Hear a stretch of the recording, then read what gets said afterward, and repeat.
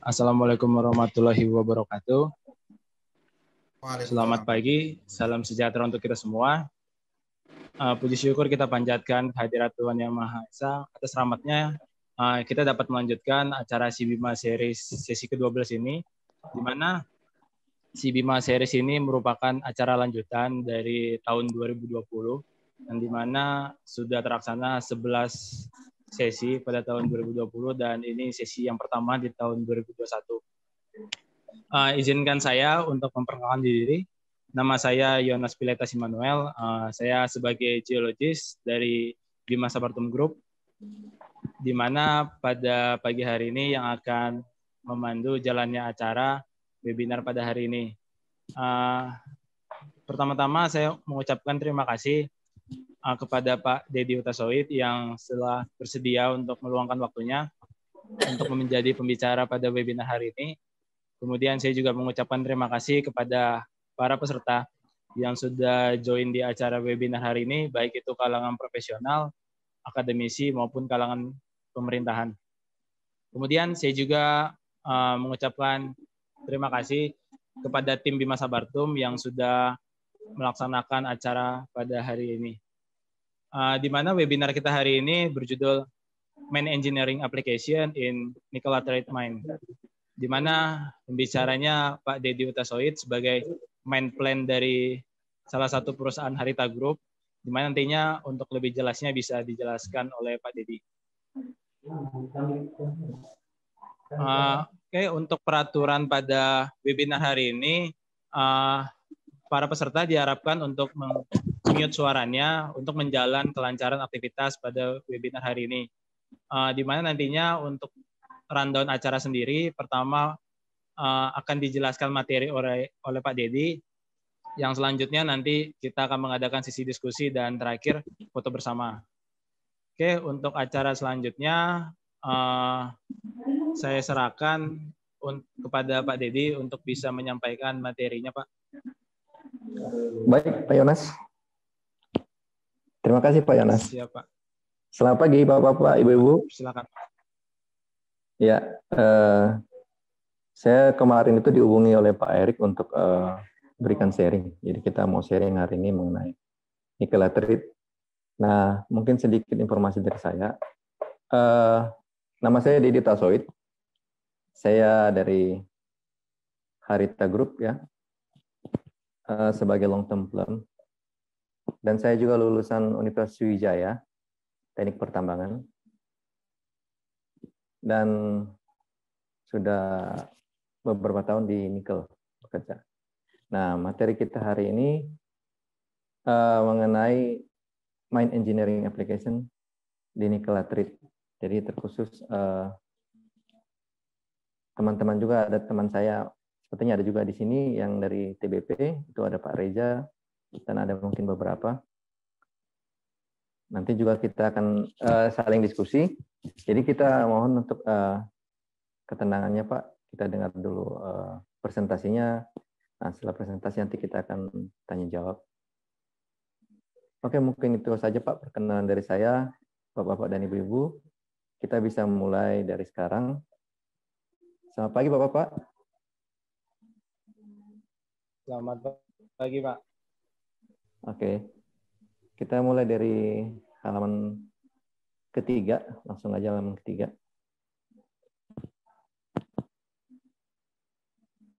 Oke, perkenalan tadi sudah ya. Kemudian di sini ada nanti akan kita jelaskan tentang typical mine planning, flowchart-nya, data verifikasi, modifikasi faktor, kemudian mengenai pit optimisasi, dan cut off grade, break even cut off grade determination, mengenai mine design, mine scheduling, equipment model, dan financial project. Nah, semuanya ini nanti bisa Bapak dapatkan dari bahan presentasi ini. Nanti akan saya share, ataupun dari Bima Sabartum sendiri akan share. Next.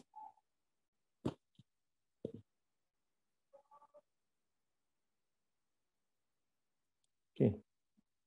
Nah, ini adalah flowchart untuk long term plan.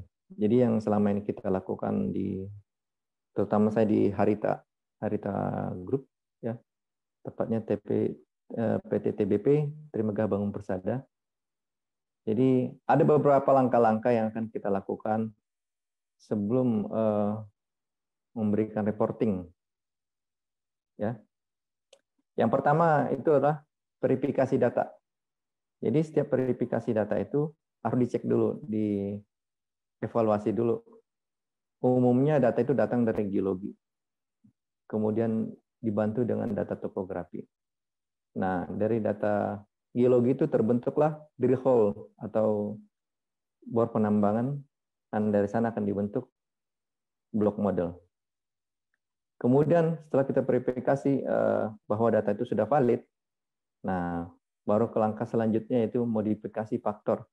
Jadi yang diperlukan untuk modifikasi faktornya adalah faktor geologinya gimana, penambangan, proses metalurgi, infrastruktur, ekonomi, pemasaran, izinnya bagaimana, lingkungannya, sosial dan pemerintahan.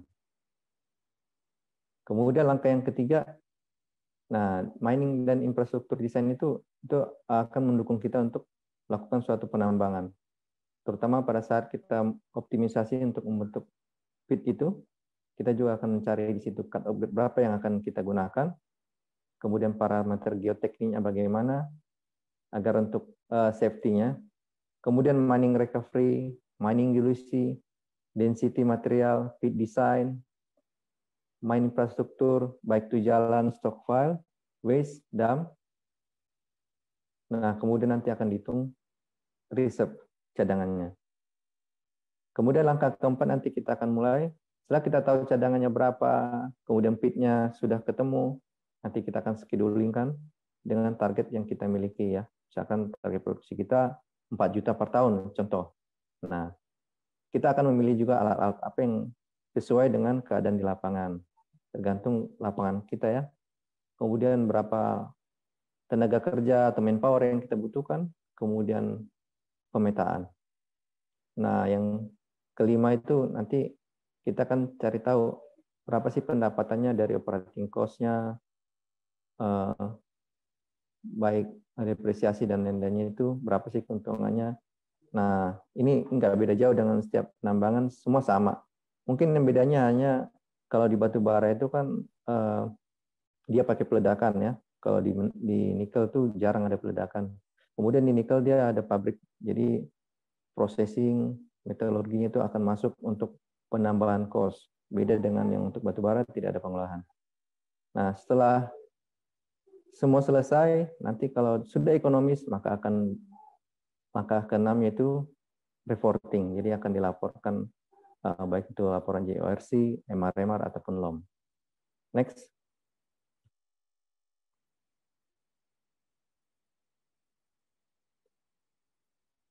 Next, Pak. Nah, ini tadi data verifikasi tadi. Block model. Nah, block model ini sama yang saya katakan tadi, kita akan dapatkan dari data pemboran, ya, baik dan sampling juga dan topografi. Nah, maka akan kita dapatkan di sana penyebaran ornya seperti apa. Kemudian nanti kita akan bisa membentuk yang namanya produk. Apakah dia lim ore, sub ore, seperti itu. Jadi kita bisa membedakan dia kategorinya berdasarkan cut off grade yang dia miliki. Nah, di sini juga tidak lupa kita lihat bahwa di sana di data verifikasi ini juga ada yang namanya existing infrastruktur dan control point benchmark. Jadi benchmark itu juga penting untuk mengetahui di mana posisinya. Next.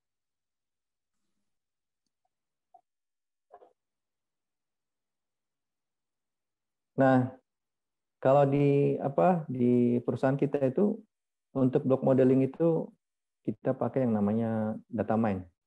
Jadi ketika kita mau import data mine itu ke pool, saya kan seorang user pool kan Pak ya. Jadi nanti akan seperti prosesnya data mine block import statistik. Jadi ketika kita import dan data itu sudah masuk, berapa yang data yang kita import, segitu juga yang akan masuk, itu artinya importnya sukses. Jadi blok modelnya sudah terimport dengan baik. Nah, ada beberapa mungkin di dalamnya isinya seperti NI, CO, Fe, SiO2, MgO. Mungkin di peserta di dalam seminar kali ini, webinar kali ini mungkin ada beberapa yang bekerja di tambang.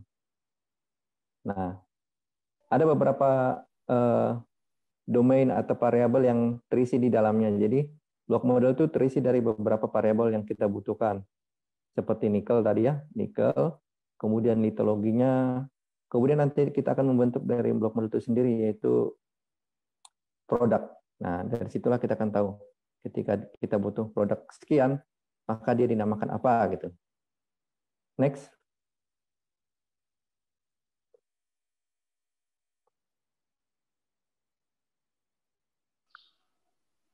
Ya.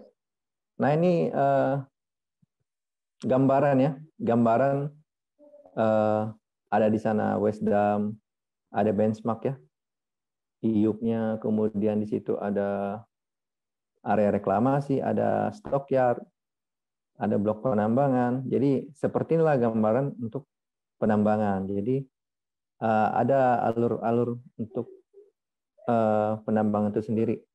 Nanti akan kita berbagi lagi. Slide-nya kecepatannya kayaknya.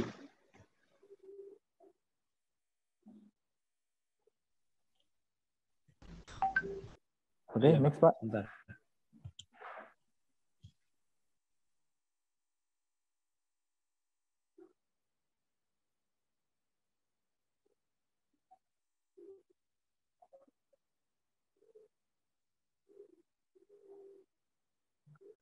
Oke. Ya, sudah Pak. Oke, ya, faktor modifikasi yang tadi yang saya ceritakan adalah ada menyangkut 9 hal, baik itu penambangan, ya, baik itu pengolahan, baik itu pemurnian, infrastruktur, ekonomis atau tidaknya, kemudian pemasaran, izin, lingkungan, sosial, dan faktor pemerintahan. Nah, semuanya ini saling berkaitan, jadi nggak bisa dilepaskan satu sama lain. Next.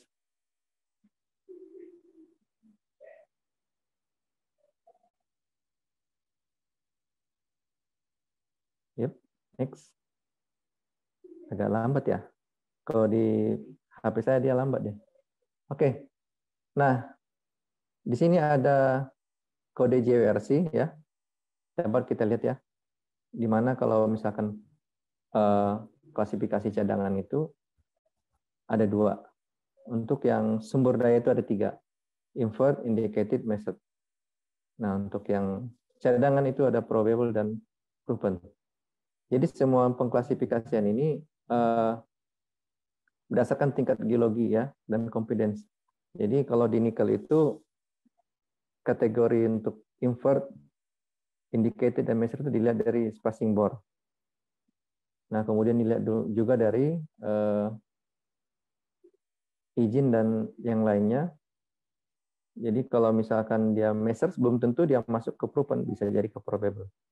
Jadi itu tergantung dari batasan-batasan ya, geologi dan competence areanya. Next.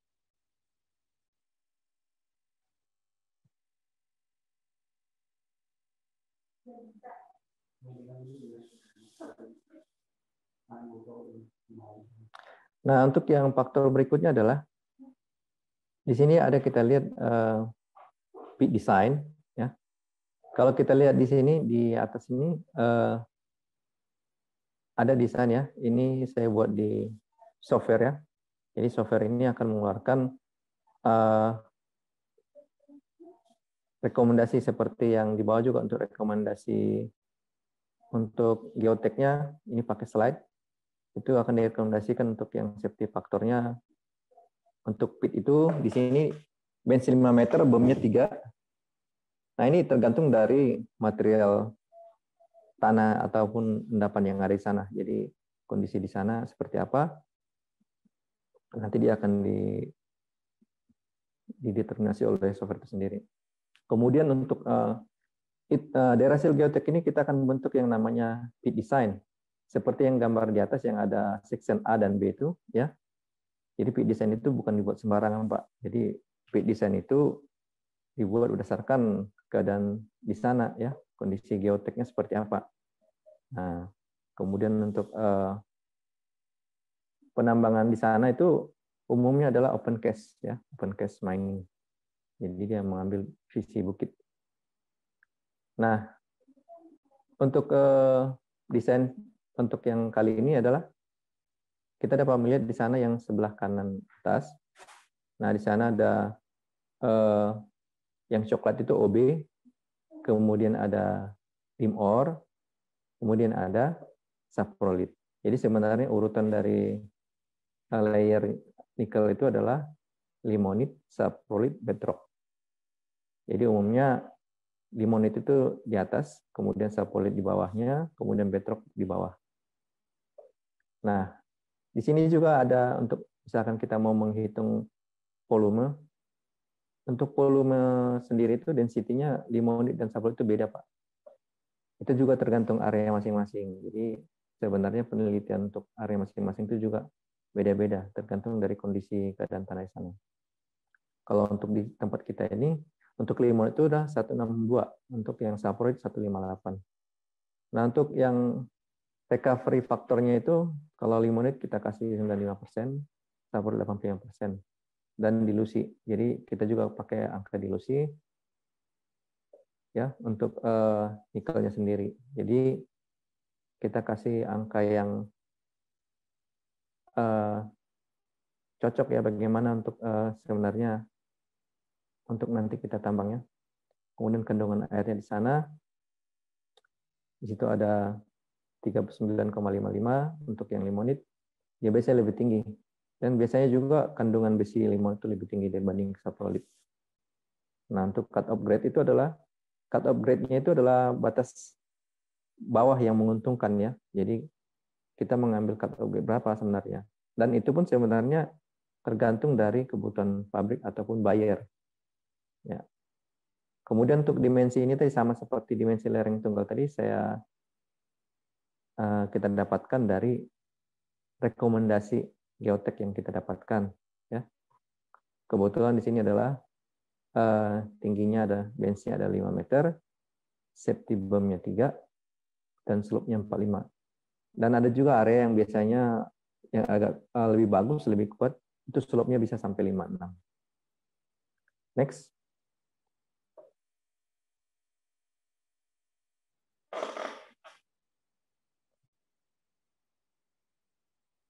Next, Pak.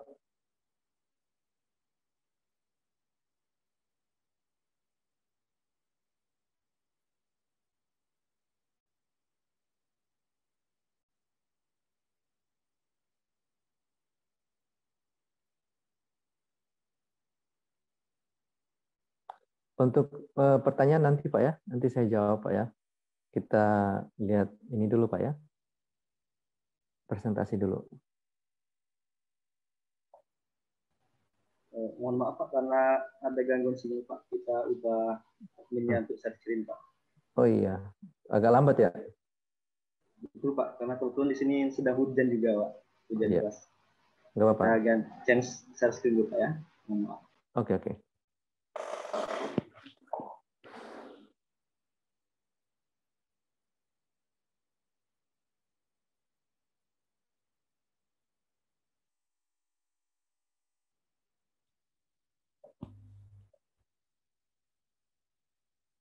Halaman 10, Pak. 9.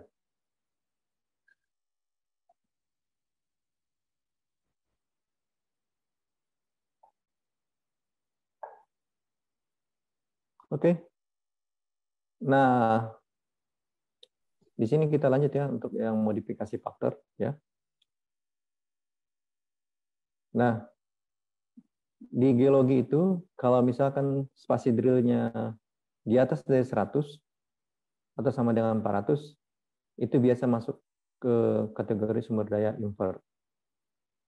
Nah, jadi kalau untuk mengembangkan invert ini masuk ke dalam katakanlah indicated atau measured, maka kita akan melakukan pemboran atau penambahan spasi yang lebih rapat lagi.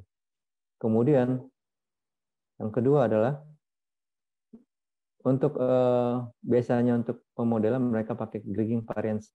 Kenapa pakai Griging variance atau continuity itu? Karena statistiknya lebih mendekati untuk yang realnya. Itulah kenapa digunakan geostatistik. Dan biasanya untuk yang geostatistik ini pemborannya yaitu yang pakai spasi bor yang di bawah 100. Ya, untuk yang measured dan indicatednya. Kemudian yang di bawah 100 itu bisa dikategorikan terhadap measured, indicated, ya, maupun proven dan probable. Nah, untuk density-nya sama seperti yang saya jelaskan tadi. Density-nya untuk yang saprolite itu adalah 1,58 dan untuk limonite 1,68. Untuk faktor mining-nya, mining recovery ini sangat penting sekali ya. Karena untuk penambangan itu, pengambilan suatu penambangan itu nggak ada yang 100%. Jadi ada tingkat kesulitannya. Jadi kita kasih faktor mining recovery-nya itu untuk saprolite 85%, limonite 95%. Dan ini berdasarkan memang keadaan yang di lapangan yang sudah terjadi ya. Jadi kita nggak bisa salah-salah untuk memberikan angka ini. Kemudian untuk dilusinya juga seperti itu. Untuk yang saprolite 3%, dia kita kasih lebih besar dilusinya karena dia lebih mendekati ke arah bedrock ya, arah batu-batuan, jadi agak susah untuk mendapatkan nikel yang lebih baik. Kemudian yang limonite-nya 2%. Nah, untuk pit desainnya sama seperti tadi ya. Untuk kebetulan juga di TBP dan GPS kita pakai yang benchmark yang 6 meter, bomnya 3 meter dengan single slope yaitu 56 derajat. Nah, semua ini juga tidak lupa dari sterilis area. Jadi ketika kita punya area pabrik, area fasilitas permanen, ataupun misalkan sungai, ataupun danau, itu akan kita kasih offset atau buffer. Jadi ketika kita kasih offset atau buffer, barulah bisa dia dikatakan cadangan. Kalau dia tidak dikasih batasan seperti itu, dia masih dikatakan kategori sebagai resource. Karena untuk kategori cadangan itu adalah kata yang emang harus benar-benar lebih detail untuk batasannya, benar-benar bisa untuk diambil gitu Pak. Kemudian untuk yang pengolahan dan meteorologi, di sini ada processing plan-nya, itu juga digunakan material-material yang umum yang masuk ke sana adalah yang dianggap sebagai cadangan, ya, yaitu yang memiliki kadar yang baik ya. Kemudian beberapa elemen chemistry ya seperti tadi nikel, Fe, Co, Al2O3, krom, MgO. Nah, ini ada elemen-elemen yang tergandung dalam penambangan. Nah, kebetulan di sini juga kita ada beberapa pabrik ya. Jadi sekarang kita sudah mengembangkan namanya SPAL. Oke, next.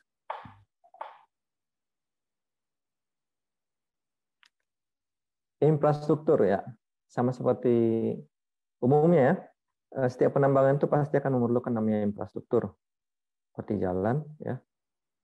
Kemudian alat berat itu juga akan melaluinya. Nah, di sini juga di setiap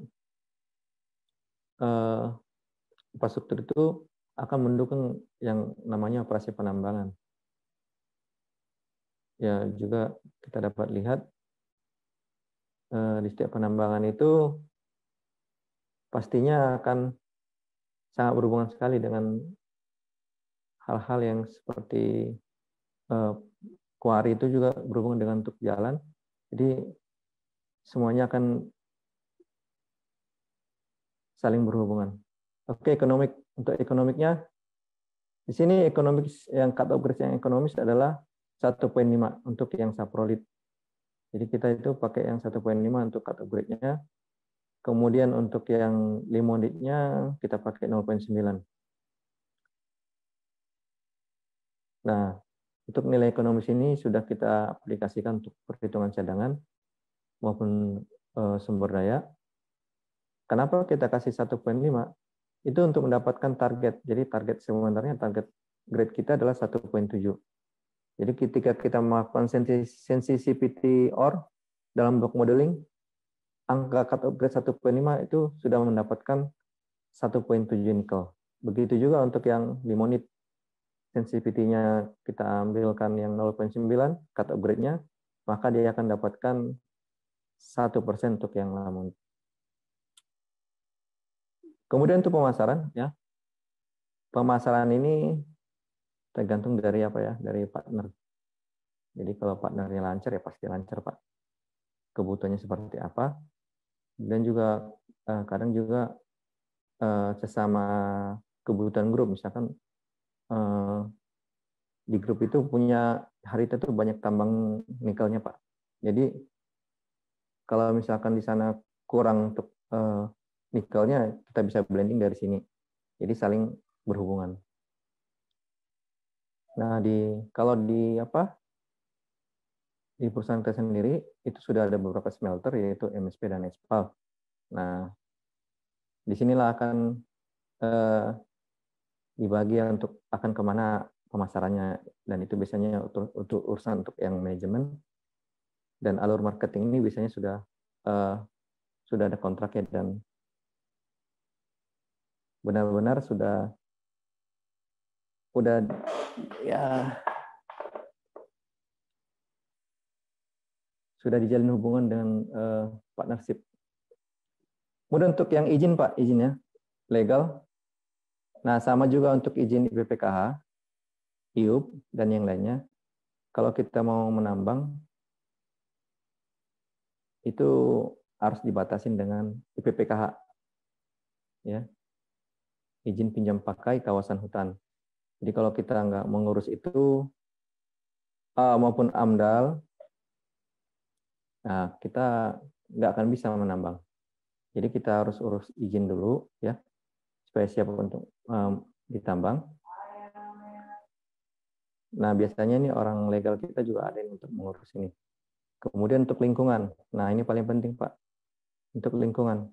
Jadi kalau untuk yang lingkungan ini, kalau kita udah menambang, kita harus ingat untuk yang namanya reklamasi. Jadi kita akan menanam kembali, ya.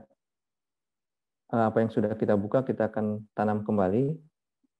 Kemudian untuk area-area seperti sungai dan danau ataupun penampungan air bersih, itu biasanya kita akan buat sedimen pond sebelum masuk air, supaya air tidak tercemar, maka kita akan berikan sedimen pond agar nanti lingkungan juga tidak terganggu. Kemudian di sini ada sosial dan faktor pemerintah. Jadi ini biasanya udah dari program dari CSR. Jadi sebelum ini disosialisasikan, maka tidak akan bisa dieksekusi. Jadi biasanya ini umumnya tentang lahan ini Pak. Jadi kalau kita misalkan tidak ada sosial dengan masyarakat, ya nantinya tambang kita pun, area tambang kita akan ditanamin oleh tanaman mereka, ataupun bahkan kita tidak bisa menambang gitu. Jadi ada sosialisasi dari pihak perusahaan bagaimana bagusnya, kemudian jalan hubungan dengan pemerintahan juga supaya nanti penambangan itu tidak terganggu.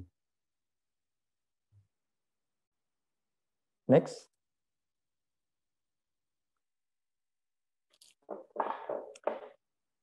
Nah, pit optimisasi. Biasanya sebelum kita melakukan desain itu, kita kasih perkiraan optimasinya pit itu di mana sebenarnya.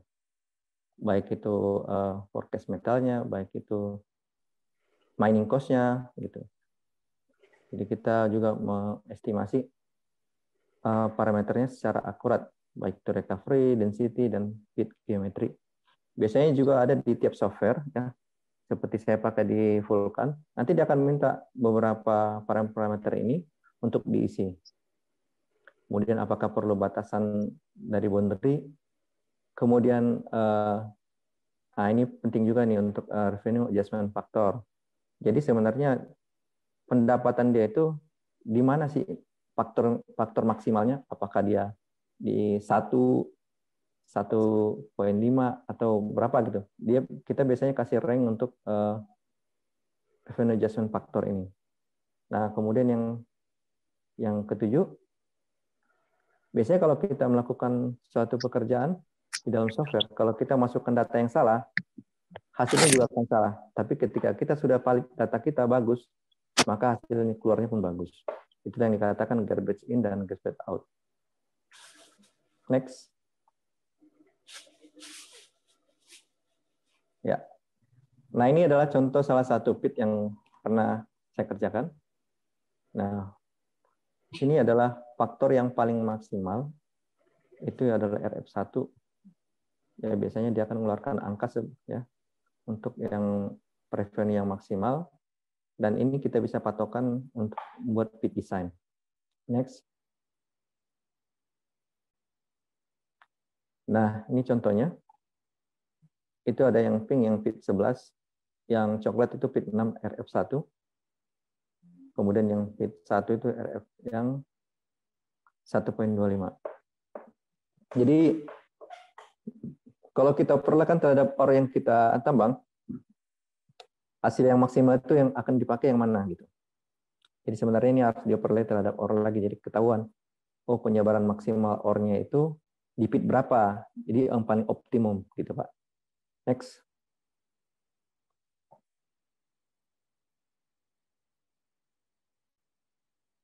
Nah, nanti keluarannya seperti yang di kanan ini.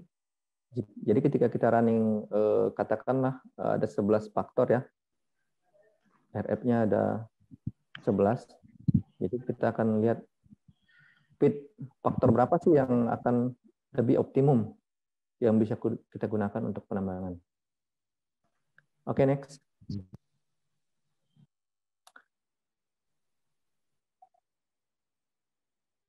Nah, untuk cut upgrade dan break even cut upgrade, jadi sama seperti tadi kita harus mengestimasikan total cost-nya berapa, selling price, kemudian kurva grade tonnage-nya, kemudian kita masukin modifikasi density, mining recovery, dan dilution. Dan sama seperti tadi, yang kita katakan tadi adalah sterilized area. Nah, biasanya cut upgrade ini juga bukan hanya perhitungan dari sini, tapi juga sebenarnya kita kasih kebutuhan berdasarkan kebutuhan buyer. Sebenarnya buyer itu butuh berapa? Ya, misalkan dia butuh nikel 1.8. Tentunya bukan 1.5 lagi cut upgrade-nya. Mungkin di 1.55 atau 1.6. Nah, itu tergantung dari sensitivity kita yang kita lakukan di block modeling. Jadi kita akan bisa cari ya grade tonnage-nya. Nanti kita akan lihat rank-nya. Rank untuk mendapatkan kebutuhan buyer seperti apa. Nah, kemudian break even cut upgrade ini biasanya adalah nilai yang seimbang antara pemasukan dan pengeluaran seperti apa. Nanti dia itu angkanya akan keluar seperti yang di next berikutnya. Nah, ini ada contoh cost ya. Contoh misalkan perbadanan ada sekian, ore-nya sekian, kita mempunyai biaya sekian ya. Dengan total cost adalah per tonnya itu 10.716 ya. Nah, dengan total operating cost adalah 15.963. Nah, kalau kita next lanjut. Next. Nah, kalau kita lihat tabel ini ya. Di sini dapat kita lihat kalau harga jual itu sama dengan cut upgrade-nya. Jadi di situ ada total cost-nya adalah 10.716 ya. Kalau kita lihat ending grade-nya adalah 1.086. Dan harga patokan mineral ini ada di Capman SDM 2946. Nah, dan juga biasanya ini kalau kita mau kita bisa request dulu untuk tabel ini.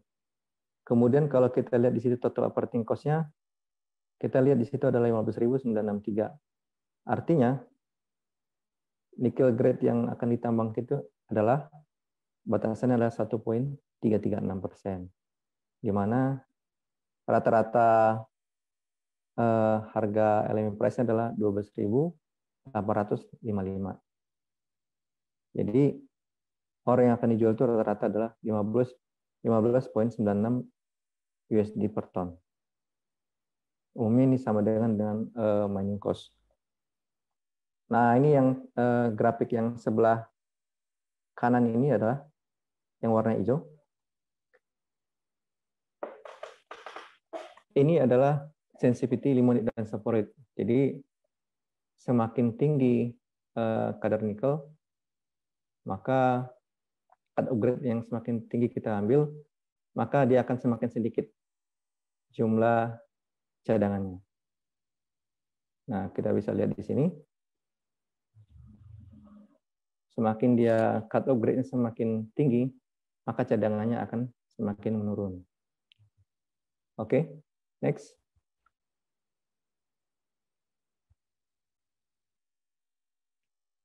Nah, di kasus ini, di hal ini, nickel grade yang biasanya kita makan di air cap smelter itu adalah 1,5, di mana dengan minimum 1,4. Jadi otomatis ketika kita mau ambil 1,5 dan 1,4, jadi cut-off grade yang kita gunakan adalah 1,3. Sama seperti yang saya katakan tadi, ketika kita melakukan sensitivity di suatu software, nah dia akan memberitahu cut-off grade 1,3 ini akan membuat rank nikelnya di angka 1,5, 1,4. Next.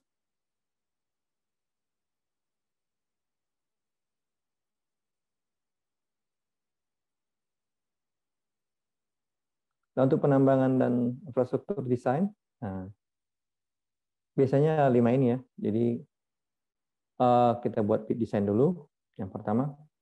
Kemudian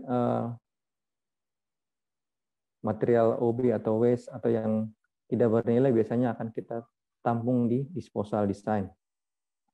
Kemudian yang ketiga, ada yang quarry design ini adalah untuk kebutuhan jalan, biasanya pengerasan jalan ataupun support untuk yang lain. Jadi ketika kita mau lakukan suatu penambangan, jadi penambangan itu jadi lancar dan tidak ada gangguan. Biasanya kalau hujan itu memerlukan quarry juga. Jadi kita tidak terbengkalai untuk yang namanya jam kerja ataupun operasional kita. Kemudian yang 4, sedimen pond design. Nah, ini sudah saya ceritakan tadi di awal, bahwa sedimen pond design ini sangat penting sekali untuk menjaga lingkungan kita agar tidak tercemar. Terutama pada saat penambangan, itu kita harus buat alirannya itu mengarah ke sedimen pond sebelum itu ke sungai, ke danau ataupun tempat penampungan air bersih. Nah, biasanya kalau sedimen pond ini desainnya itu 3 kompartemen atau 4 kompartemen. Jadi dia nggak hanya 1 kompartemen, jadi dia akan disaring ke kompartemen kedua, ketiga, sampai air itu benar-benar bersih dan dapat digunakan. Kemudian yang kelima adalah stockyard. Stockyard ini adalah tempat penampungan ore, di mana biasa stockyard ini kita katakan dia eto. Jadi itu sebelum sampai ke pelabuhan. Biasanya kalau di pelabuhan namanya adalah EVO. Nah, biasanya untuk stockyard ini sudah dikondisikan. Jadi ore yang berapa di sana sebelum dijual ke buyer. Jadi untuk pengelolaan di stockyard itu juga tidak sulit, tidak mudah. Karena pengelolaan stockyard itu agak bisa gampang kalau kita ini ya. Karena kan dia namanya juga stok ya kan, ditampung, ditimbun dulu. Bisa jadi nanti dia akan mengalami penurunan kadar. Oke, next.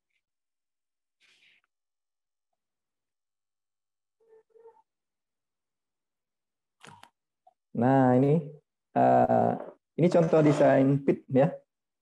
Jadi kalau kita lihat desain pitnya, ini bukan open pit ya Pak. Ini tambang terbuka tapi open case. Umumnya nickel laterite seperti ini ya. Tapi ada juga yang beberapa yang memang yang open pit. Tapi umumnya kebanyakan open case seperti di Pale juga seperti itu. Jadi penambangannya benar-benar ya luar biasa. Kemudian membutuhkan safety ya.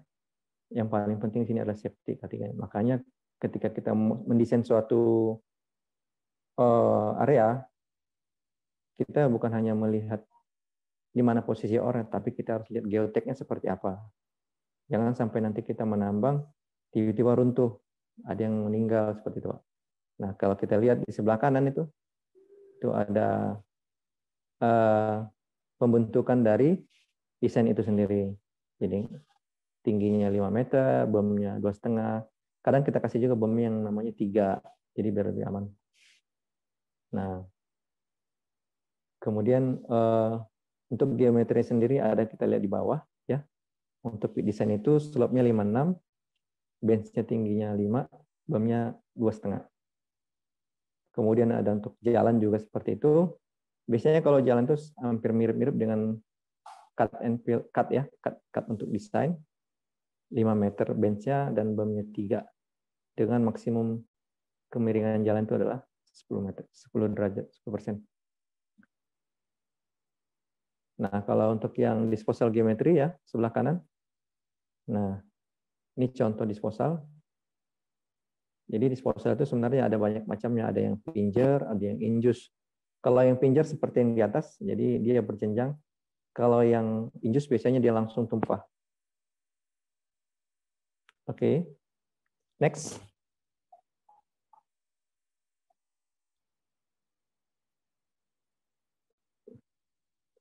Nah, untuk scheduling sendiri itu biasanya ada 5 hal ya Pak ya. Sebelum kita memberikan melakukan jadwal penambangan, jadi kita perlu namanya target. Jadi berapa sih target bulanan kita per 3 bulan, ataupun tahunan, ataupun per 5 tahun. Nah, biasanya nanti akan berhubungan dengan laporan ke pemerintahan seperti RKAB, ya, dan lain-lain. Jadi kita harus tahu dulu target sebenarnya yang dibutuhkan bayar itu berapa, supaya kita bisa pasang mining target kita. Jadi ketika sudah tahu kita kebutuhan sales seperti apa, maka mining target akan kita pasang. Kemudian daily rate-nya gimana, kemudian untuk kebutuhan misalkan pabrik itu nanti seperti apa sih, chemistry-nya apa aja yang dibutuhkan, misalkan Fe per Ni berapa gitu Pak. Ataupun misalkan nikelnya berapa sih yang kita butuhkan untuk masuk ke sana dengan kadar besi berapa. Kemudian yang paling penting adalah jarak. Kalau jarak kita jauh ya, maka kita akan butuh alat yang banyak. Kemudian produksi kita akan lambat. Tapi kalau kita jarak dekat, kebutuhan produksi kita akan cepat, ya. Dan alat bisa kita maksimalkan untuk tidak pakai terlalu banyak. Kalau pakai yang long distance yang dekat. Tapi itu tergantung dari area masing-masing. Terkadang stockyard, disposal ataupun topsoil file itu kadang ada juga yang jauh-jauh. Karena kan setiap area itu pasti memiliki tingkat kesulitan yang berbeda-beda. Next.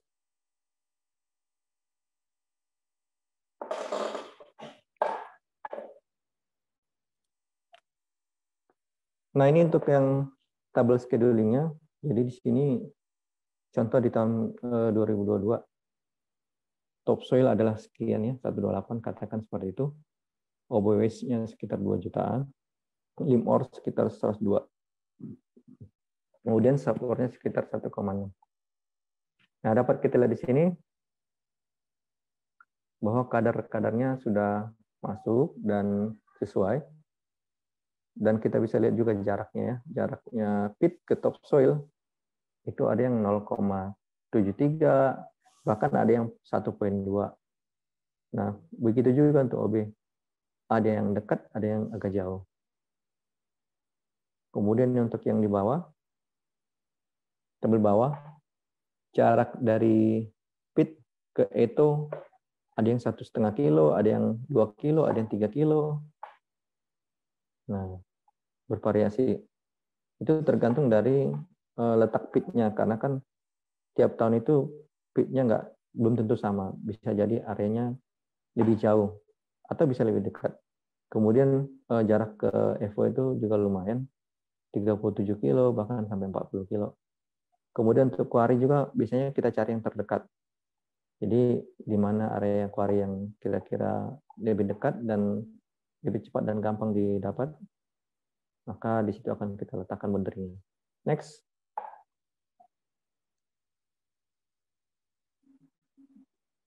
Ya, ini adalah time planning tahunannya. Jadi di tahun pertama nikel kita 1,95.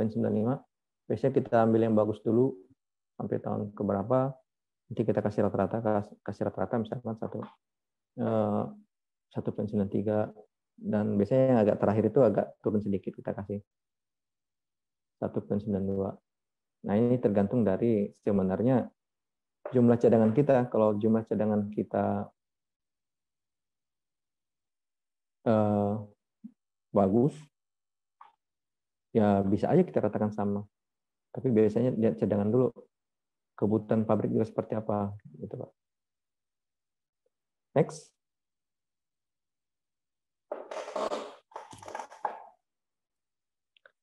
Nah, untuk stripping ratio, umumnya stripping ratio di nikel itu nggak terlalu besar ya, karena nikel itu langsung dekat dengan permukaan. Jadi umumnya nikel itu SR-nya kecil. Sini tahun pertama sampai tahun kelima itu 1,4, 1,3. Nah, di tahun berikutnya itu 1,7. Jadi belum jarang sih yang dapat yang SR yang 2. Next. Nah, ini adalah rasio dari silika magnesia di SO2 dan MgO. Kalau kebutuhan pabrik itu beda-beda, Pak. Ada yang butuh pakai SiO2 per MgO, ada yang nggak perlu. Kalau di kita itu persentase itu adalah Fe, ferronikel atau Fe per Ni. Nah, kalau di tempat lain seperti Pali mungkin pakai Sm. Nah, kalau kita sesuaikan dengan kebutuhan, misalkan saya butuh di bawah 2, berarti angka ini adalah udah cocok untuk dilakukan untuk penambangan. Next. Nah, seperti ini adalah Fe. Biasanya kita perbandingan rasio Fe per Ni. Jadi biasanya kita di bawah 10.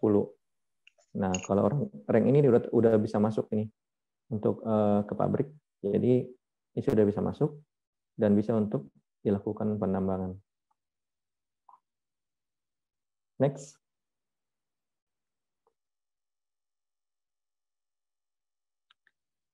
Nah, ini contoh dari penambangannya.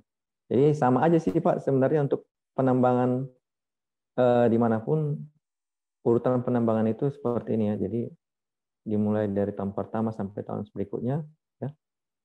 Jadi biasanya dia cari dulu yang SR paling rendah. Jadi tahun pertama kita bisa lihat ada di tengah-tengah. Kemudian sampai tahun terakhir yang di section utara, selatan, dan barat dan timur dapat kita lihat. Nah, itulah penyebaran ore ya. Penyebaran ore, penambangan. Jadi kalau kita lihat cukup unik penambangan dari nikel ini. Oke. Biasanya kalau di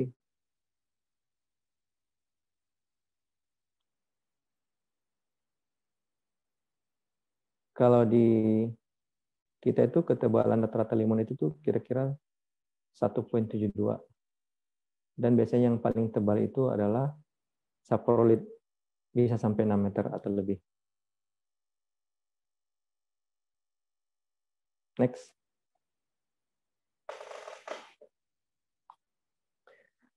Nah, kalau kita sudah buat desain, kita juga tidak akan lupa untuk tempat pembuangannya. Nah, terkadang di tahun pertama, tahun kedua itu nggak bisa lakukan in-pit disposal. Kita harus punya yang namanya OPD, out pit dump. Di disposal out pit ya. Jadi kalau kita udah punya buangan, material buangan, kita harus cari yang namanya disposal out pit. Nah, ketika kita sudah menambang di tahun ke-1, ke-2, dan mau nambang tahun ketiga, ketika ada memungkinkan untuk in-pit, ya kita in-pit saja, Pak. Jadi seperti gambar di depan ini, yang gambar orange adalah backfill atau in-pit. Nah, next.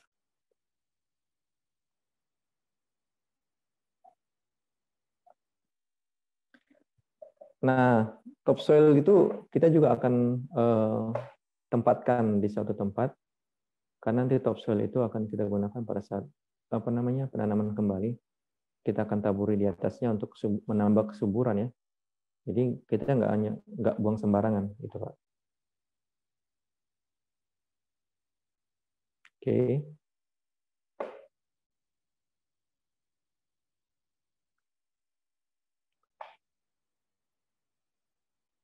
Kemudian next.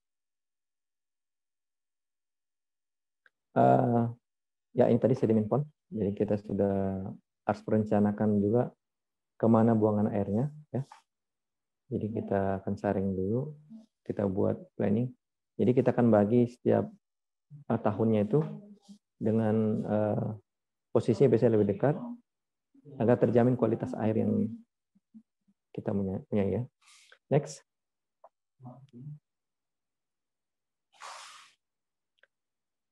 Nah ini sedimen pond yang tadi. Next.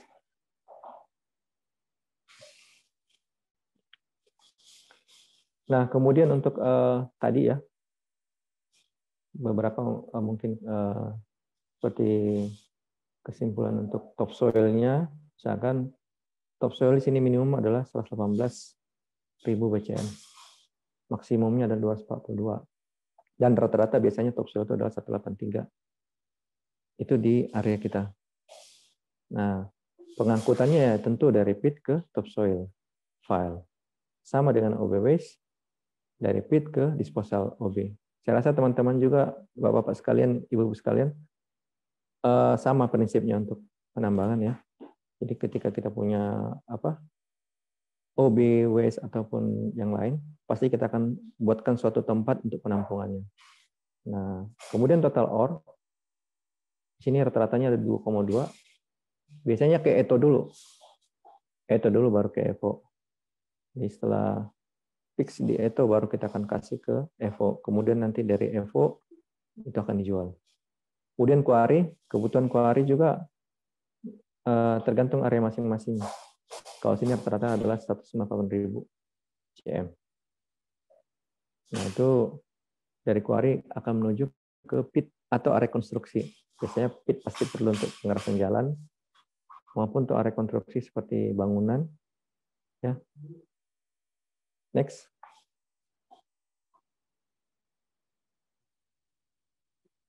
Nah ini untuk jarak angkut, ya. Dari sini dapat kita lihat bahwa jarak angkut itu bervariasi, sama seperti yang saya katakan tadi. Misalkan dari topsoil file, dari pit ke topsoil file 0,73 pada tahun 2022. Pada tahun 2023 belum tentu segitu, bisa jadi lebih kecil, bisa jadi lebih besar. Sama halnya untuk disposal. Jadi tergantung dari kondisi lapangan. Nah, di sebelah kanan ada grafiknya. Jadi grafik jarak angkut itu bervariasi. Jadi tidak pernah stabil terus atau menurun. Jadi dia naik turun gitu. Next. Nah, untuk pemodelan alat dipengaruhi beberapa faktor. Ya, kalau misalkan saya punya 5 faktor, kalau Bapak punya 6 atau 7 faktor, bagus sekali. Bapak bisa share ke saya atau ke teman-teman. Kalau di sini, yang paling penting itu ada beberapa, contoh misalkan jam kerja. Jadi jam kerja, misalkan satu hari itu jam kerjanya berapa? Misalkan 24 jam. Nah, dari 24 jam itu belum tentu kita gunakan semuanya. Pasti ada aja yang akan terpotong. Kemudian spek alat seperti apa yang kita butuhkan dengan keadaan lapangan. Kalau misalnya keadaan lapangan kita, misalkan ornya tebal, nggak mungkin kita pakai alat kecil. Pasti kita pakai alat yang besar. Kemudian availability-nya, jadi ini PAYUA-nya. Jadi ketika kita mau melakukan yang namanya scheduling, di pemodelan alat itu harus kita lakukan dulu yang namanya cek alat ya. Biasanya ke workshop atau ke orang-orang bengkel, tanya, ini kemampuan alat kita udah berapa sekarang? Biasanya mereka akan catat, mereka akan kasih tahu ke kita. Jadi ketika kita sudah punya alat itu jadi pegangan kita. Oh, PA-nya sekian, UI sekian, barulah kita kali ke produksi kita. Makanya keempat, productivity itu akan kita ketahui sebenarnya produktivitas alat itu seperti apa, berapa sih sebenarnya. Nah, kemudian yang kelima adalah supporting equipment. Supporting equipment ada banyak ya, seperti bulldozer maupun scrap ataupun yang lain ya, yang mendukung penambangan. Next. Ya, untuk yang materi presentasi saya ini nanti akan di-share nanti, Pak. Tenang aja, Pak. Nanti akan di-share, nanti kita akan bisa dapatkan nanti dari PT Bima yang akan bagi ya. Oke, untuk ini ya, ini adalah flowchart penambangan. Kalau kita lihat di sini ya, dari awal dia itu masih hutan, kemudian dan clearing, kemudian topsoil-nya diambil, kemudian di filing, setelah itu ditambang, OB-nya diambil, dibuang ke disposal.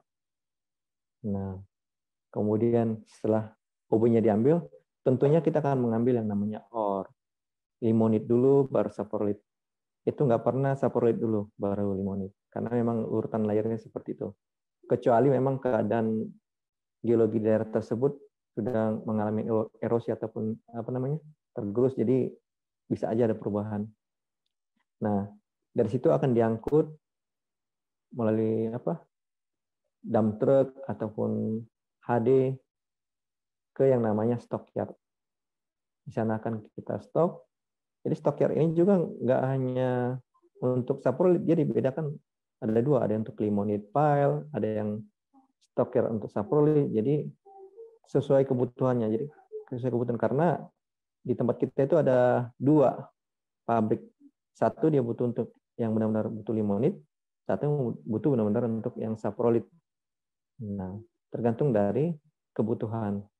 Nah, itu dapat kita lihat transportasinya dibagi dua, satu ke arah Edgepal Processing Plant, satu ke Archive. Nah, hasilnya itu nanti baru ke pemasaran. Next. Nah, ini yang saya katakan tadi, misalkan satu hari itu ada 24 jam, jumlah shift ada 2. Nah, di sini ada pengurangan. Misalkan physical ability-nya 85%. Ada pengurangan lain, misalnya makan siang, makan malam. Misalkan yang 2 shift pasti akan makan siang, makan malam. Itu akan biasanya 1 jam. Nah, belum lagi pergantian shift. Biasanya pergantian shift itu pasti 2. Kalau misalkan kita 2 shift, udah 3 jam. PM cek, sholat harian, sholat Jumat, dan lain-lain. Jadi waktu kerja efektif per hari itu katakanlah hanya 12 jam, 0,92 atau 13 jam.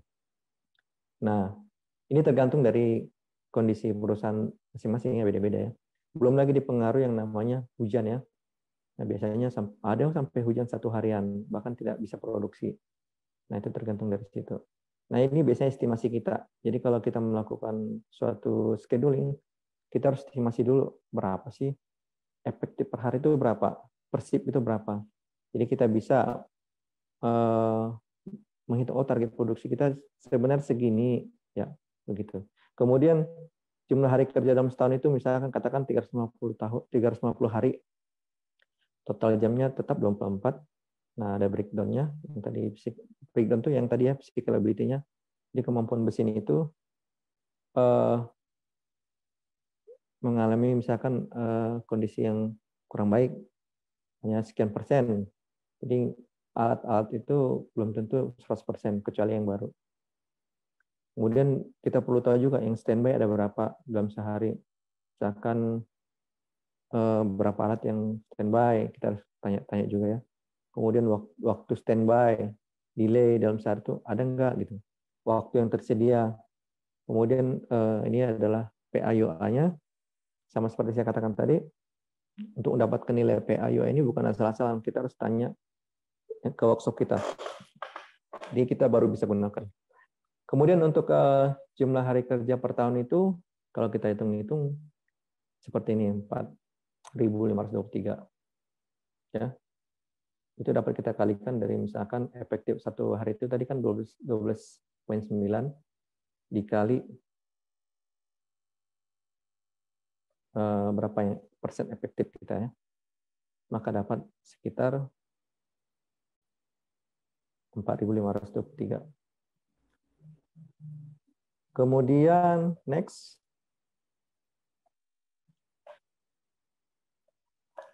Nah, untuk model ini tergantung dari kondisi area masing-masing ya. Ada yang menambang dengan PC 500, 400, bahkan ada yang PC katakanlah PC 1000, 2000. Nah, itu tergantung dari area masing-masing. Kalau di Vale itu produksinya besar, orangnya tebal, jadi dia akan pakai alat yang besar. Kalau kita kan orangnya tidak begitu tebal, jadi kita pakai alat-alat yang kecil. Biasanya kalau PC 500 itu kan overburden. Untuk penambangan juga sama dengan juga PC 400. Jadi kapasitasnya juga kita harus tahu. Kalau PC 500 itu kan 2,2. Kalau PC 400 1,8. Nanti juga akan kita share ini materinya, Pak. Kemudian untuk yang ada juga yang namanya PC 200. Biasanya ini PC 200 ini untuk support aja.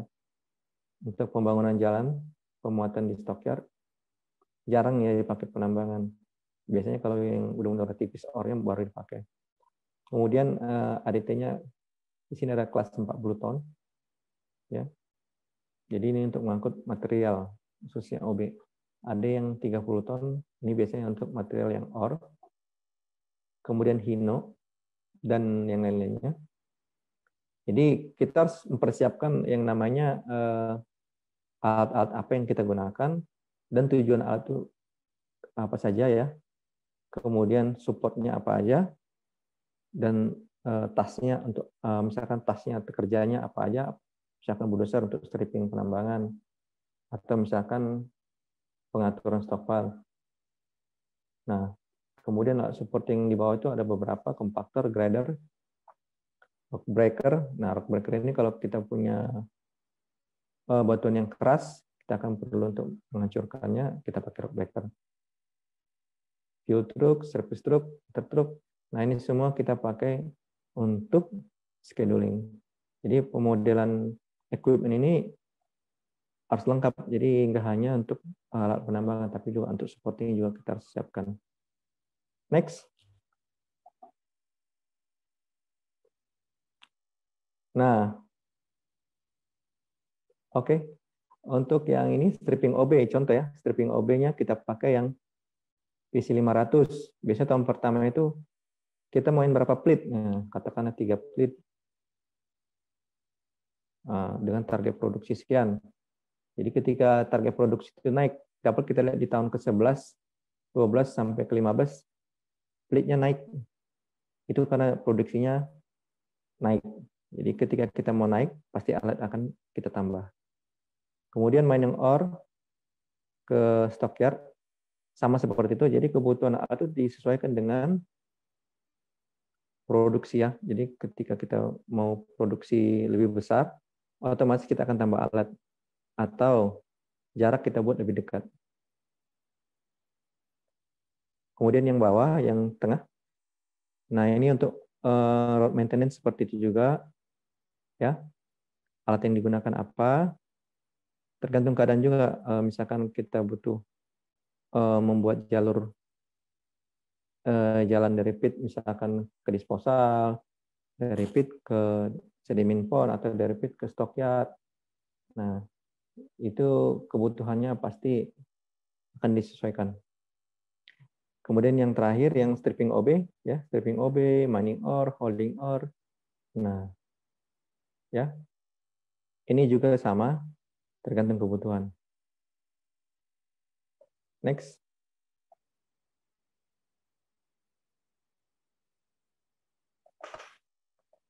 Ya, sepertinya ini sama dengan yang sebelumnya. Sama dengan yang sebelumnya.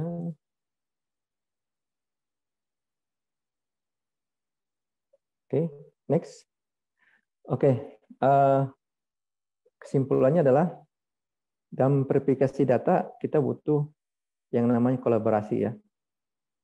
Jadi kalau kita mau kolaborasi dengan orang geologis itu sangat penting sekali, karena tanpa orang geologis ya nggak jadi tambang ini, karena kan semuanya datanya dari data geologi.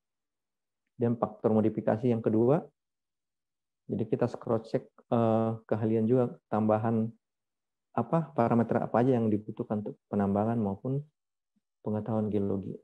Kemudian yang ketiga, optimisasi, sama seperti yang kita katakan tadi, ya, seperti hidup, ya. Kalau kita misalkan masukin sampah, ya keluarnya sampah. Tapi kalau kita masukin yang bernilai, pasti hasilnya akan bernilai. Kemudian yang keempat, cut off grade tadi adalah BICOG, itulah big event cut off grade adalah baseline-nya. Sementara economic cut off grade-nya adalah yang akan kita gunakan sebagai batasan untuk operasional. Seperti yang tadi kita katakan, cut off grade-nya misalkan saya butuh 1,5. Berarti cut off grade yang kita gunakan adalah 1,3. Kemudian yang kelima, mine design. Nah, mine design ini sangat kita perlukan, karena tanpa mine design kita nggak akan bisa kita nggak akan tahu gimana cara mengambilnya, gitu. Jadi kita perlu mendesain seperti apa jenjangnya, bomnya, jalannya. Jadi kita bisa mengatur untuk perencanaan kita. Kemudian yang keenam, itu main scheduling. Kita perlu mempertimbangkan target, berapa sih target produksi kita, kemudian kebutuhan pabrik, ya, kemudian perencanaan jangka panjangnya seperti apa. Kemudian yang terakhir, equipment model, pengadaan alat, kita harus juga mempertimbangkan yang namanya target produksi. Kemudian ore body karakteristiknya, dan match faktor alat. Oke, itu saja dari saya, mungkin cukup. Saya sampaikan ke moderator untuk Pak Yonas. Silakan, Pak.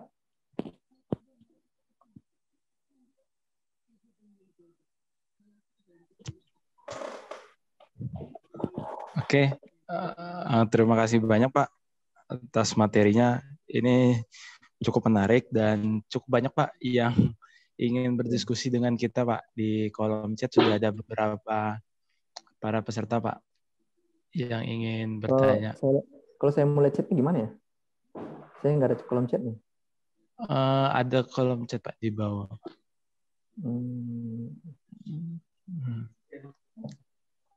Oh, ya kalau nggak bisa saya bacakan Pak untuk pertanyaannya Pak. Yang pertama Pak.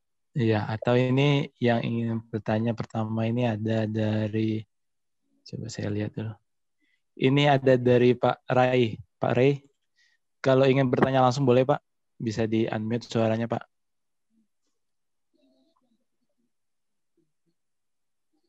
Ini ada Pak Ray bertanya Pak. Most powerful software untuk optimasi, apakah Vulkan atau Whittle Pak? Dan perbedaan Surpak dan Vulkan pada desain lebih powerful yang mana? Kemudian untuk scheduling, most powerful untuk Niken menggunakan software apa Pak? Oke, siapa tadi Pak Raffi ya?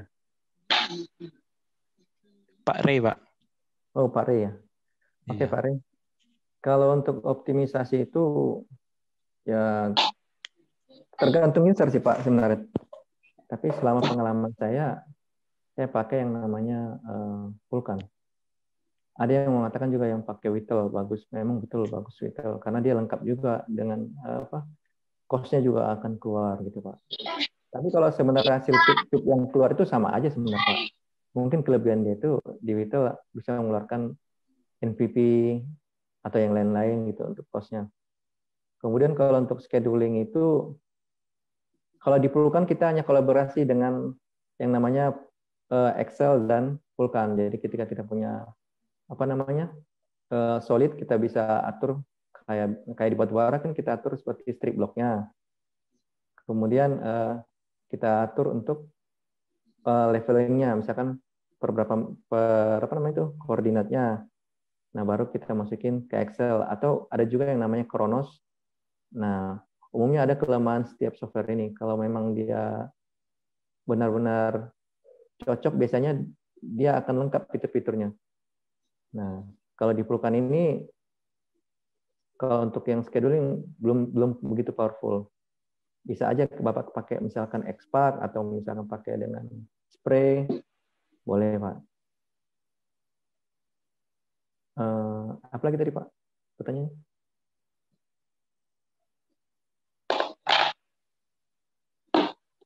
Halo?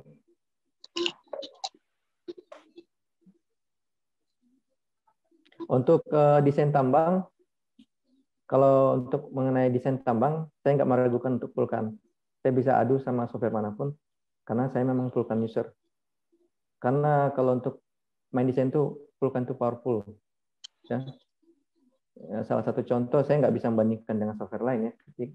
Kayak misalkan Mainscape, Pak ya. Mainscape itu, kalau untuk memotong, misalkan katakan floor ya, kita punya desain memotong floor yang di bawahnya itu nggak secepat Vulkan. Jadi teman saya juga heran waktu itu, wah kenapa cepat sekali menggunakan Vulkan ini. Nah itu kelebihan Vulkan untuk main desain itu. Jadi untuk main desain itu Vulkan sangat cepat, powerful.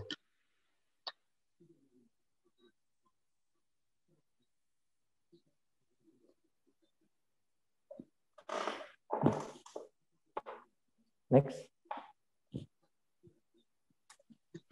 Iya Pak. Jadi untuk software untuk nikel ini lebih powerful yang Vulkan Pak ya. Kalau saya bisa narik kesimpulan Pak ya. Saya nggak meragukan. Ya siap Pak. Kemudian Pak, ini sebelum tadi Pak Rey ada yang bertanya Pak dari Pak Ridwan Pramunto. Ingin bertanya Pak Dedi, seperti kita ketahui bahwa dalam penentuan sumber daya, apakah tertunjuk maupun terukur berdasarkan tingkat keyakinan geologi. Salah satunya parameter penentuan tingkat keyakinan geologi adalah spasi atau jarak bor.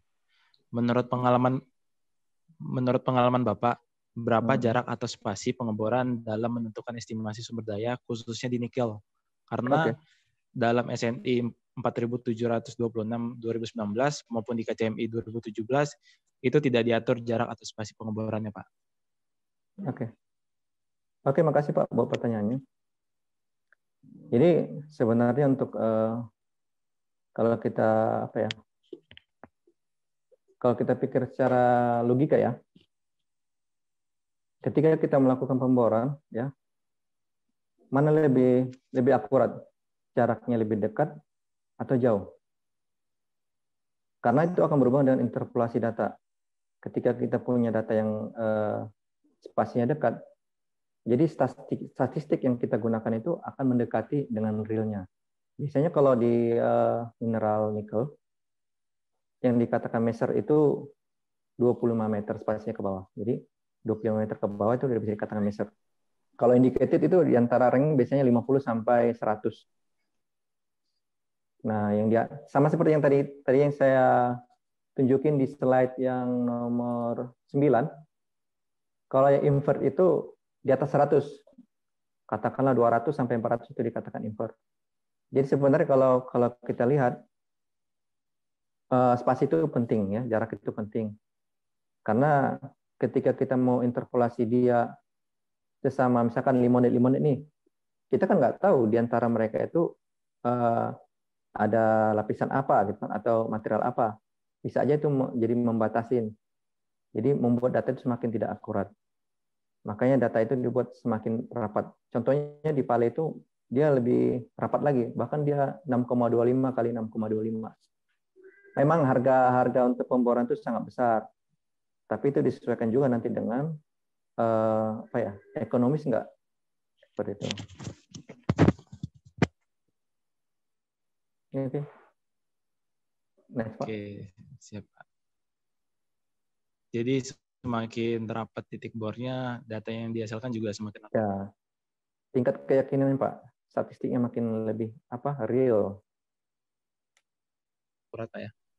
Ya, pendekatannya ke lainnya lebih real. Oke Pak. Ini selanjutnya Pak, ada pertanyaan langsung dari Pak Erik Wijaya Pak. Ya. Nah, ini ada pertanyaan dari Pak Erik. Pak Dedi, terima kasih atas sharing knowledge-nya.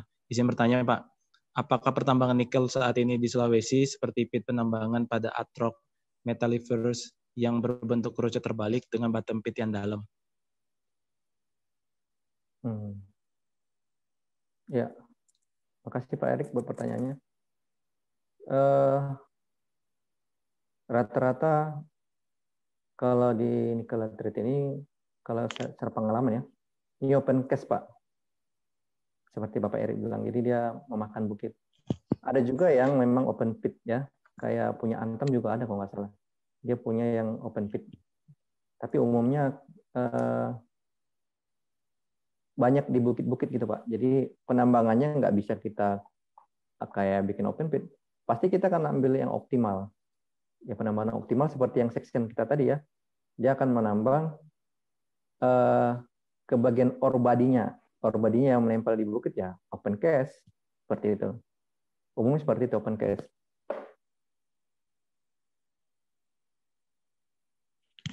Karena itu kan berhubungan dengan ini juga dengan cost ya. Kalau kita buat di open pit ya nggak mungkin dong kita makan satu bukit, itu nggak maksimal namanya, nggak optimal namanya. Itu Pak. Oke, makasih Pak Erik, pertanyaan Pak Erik. Oke Pak. Selanjutnya ini ada dari Pak Arif Maulana Pak. Ingin bertanya, jika dimainkan di scheduling, semisal pada grade tinggi kita mainkan SR-nya tinggi, pada grade rendah kita mainkan SR-nya rendah, seperti balance gitu Pak jadinya. Apakah bisa Pak? Dan bagaimana? Apakah kita pisahkan constraint-nya atau hanya buat boundary saja dan dimasukkan ke scheduling Pak? Kalau untuk scheduling, ya, kalau di kita itu kan bisa bermain di Excel ya. Itu bisa aja dibagi untuk dua scheduling. Jadi misalkan kayak tadi kan ada untuk kebutuhan untuk yang HPAL. HPAL itu kan yang limonit ya. Yang kadarnya nggak terlalu tinggi. Ada yang untuk yang saprolit. Itu bisa diatur Pak. Bahkan juga kalau misalkan kita punya software, itu bisa diatur constraint-nya. Nah, permasalahannya itu adalah area kita itu bisa mengcover nggak? Kalau area kita itu tidak bisa mengcover scheduling itu, maka kita harus memikirkan cara yang lain.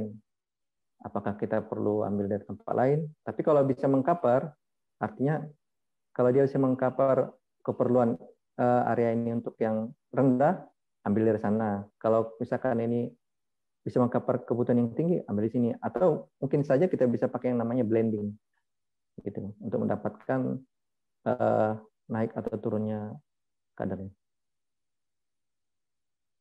Jadi sebenarnya software itu udah diatur Pak, udah gampang. Jadi bisa dibikin yang namanya skenario. Jadi bisa bikin beberapa skenario untuk scheduling. Oke Pak. Selanjutnya ini ada pertanyaan dari Pak Ray lagi Pak. Nah tadi kita lihat ada dilution ore dalam persen, yaitu OB yang mengotori ore. Persen pengotor OB tersebut umumnya seperti apa yang digunakan secara umum. Kemudian contohnya di batu bara kita pakai asumsi CVOB 500 kol per kilogram. Nah, di nikel bagaimana yang disebut dilusi, Pak? Oke. Oke, makasih Pak Re. Kalau di Lucia, ya jadi sama kita nggak bisa persen dilusi di sini sama kayak apa ya, tingkat keyakinan kita ya di block modeling ya. Jadi ketika kita misalkan di block modeling 1.8 kan, pada umumnya belum tentu itu 1.8. Jadi kita kasih kayak apa, perbandingan dengan pengalaman sebelumnya dengan statistik data, Pak. Jadi kita lihat statistik data ketika dia area itu sebenarnya 1.8, tapi keluarnya di 1.78. Nah, artinya kan ada pengurangan sebenarnya kan. Nah, kita bermain di data dan pengalaman. Jadi, oh berarti dilusi yang terjadi adalah sekian dari data tersebut, dari pengalaman sebenarnya dari data, Pak. Jadi kita mungkin kalau di call itu kayak misalkan dia nambang, biasanya kan ada yang namanya parting ya, kadang partingnya ikut ke call kan. Nah makanya jadi dijadikan faktor pengotor ya, pengurang. Jadi biasanya kita tuh lihat dari data statistik yang kita alami selama ini, Pak. Jadi itu yang kita pakai, Pak. Jadi kita nggak bisa tentukan, oh dengan kedalaman segini, OB-nya kena segini, orangnya kena segini, maka akan dilusi seperti ini. Nggak bisa seperti itu juga, Pak.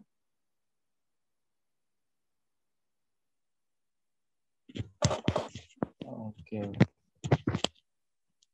Jadi atau ini atau di sini ada teman saya nih, rekan saya, Pak. Ada Pak Lesbon. Kira-kira ada masukan kah, Pak, untuk pertanyaan ini, Pak Lesbon? Pak Lesbon Sitorus. Ini teman saya di Harita. Tadi ada sini, saya lihat. Ada. Jadi ada. Iya, kira-kira gimana, Pak? Mengenai izin, dilusi tadi, Pak. Pak Yonas. Jadi salam kenal untuk semuanya peserta. Iya, salam kenal Pak Lesbon. Ya. Jadi saya kira sih yang tadi Pak Didi sampaikan sudah menggambarkan ya. Tapi memang saat ini kondisi nikel itu lagi jadi primadona gara-gara mobil listrik dan sejenisnya gitu ya. Kalau kita lihat memang sekarang juga kondisi harganya lagi tinggi-tingginya lah gitu ya. Satu anomali, yang lain udah turun, tapi kayaknya sih yang lain juga ikut naik. Tapi kondisi ekonomi begini, tapi dia naik, itu kan satu anomali lah. Kemudian yang kedua, itu tadi memang benar Pak, jadi bentuk kerucut terbalik dia ya, untuk yang PIP-nya kebanyakan seperti itu, jadi open cash. Jadi ketika kita untuk penyaliran, rata-rata kita tidak perlu pompa seperti itu. Jadi airnya itu mengalir bebas aja dia ke bawah ya. Nah, kemudian terkait alat itu memang dia rata-rata kita pakai alat kecil.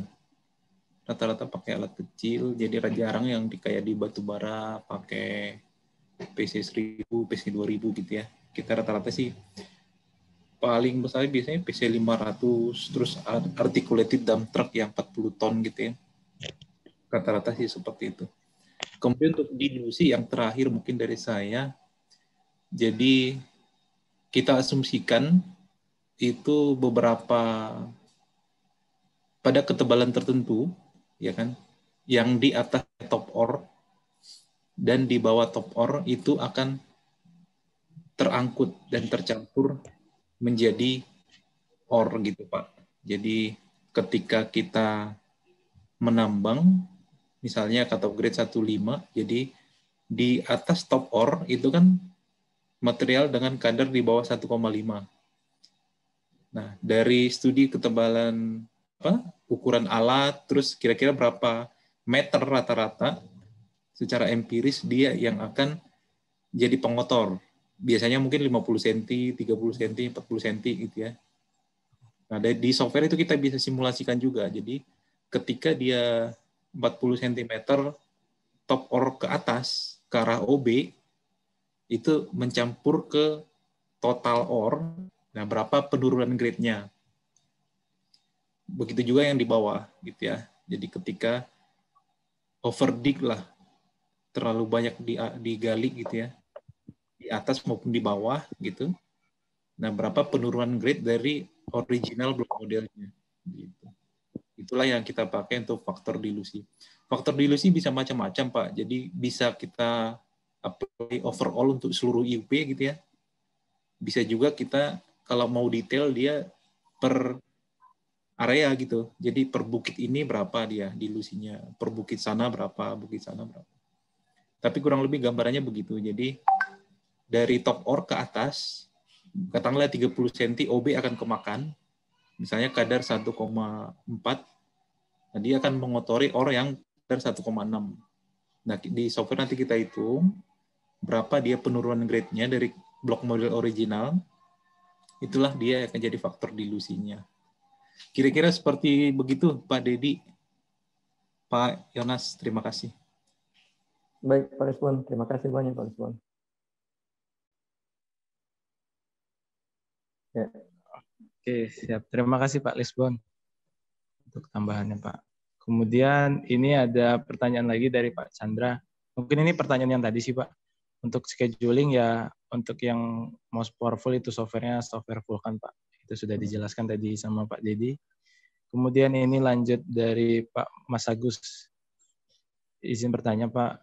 Ini kebetulan ada 2 pertanyaan Pak. Yang pertama, dalam melakukan scheduling, bagaimana konsep scheduling yang benar untuk menjaga kebutuhan alat, berat, dan truk tetap stabil, Pak? Itu pertanyaan yang pertama. Kemudian pertanyaan yang kedua, saat merencanakan desain pit dan Westdam, bagaimana konsep desain pit dan Westdam dengan memperhatikan reklamasi di kemudian hari? Mungkin begitu, Pak, pertanyaan, Pak. Oke, tadi scheduling tentang kestabilan alat ya? Iya, betul, Pak. Oke, makasih. Buat siapa tadi? Bapak apa tadi? Pak Mas Agus. Nah, jadi kalau untuk scheduling itu kan ada beberapa yang namanya apa? Target produk.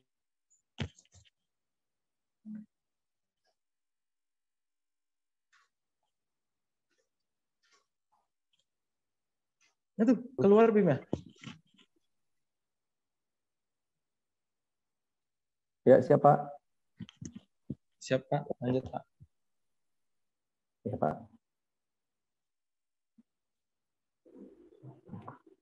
Maaf, Pak ya, tadi ada absen. Itu ya bagusnya sih kalau mau lakukan webinar kita bagusnya di weekend aja sebenarnya sih. Itu sih saran sebenarnya.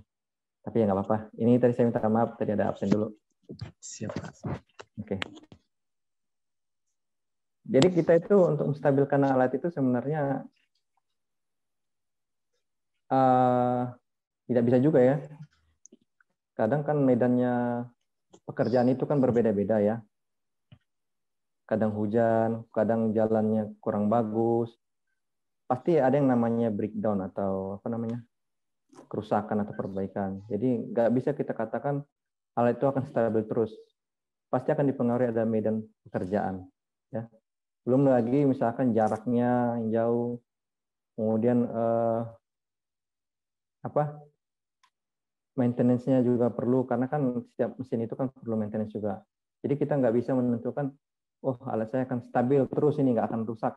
Itu nggak bisa, Pak. Tapi kalau kita bisa maintenance-nya bagus, misalkan jalan kita dapat rapiin terus maintenance-nya supaya mengurangi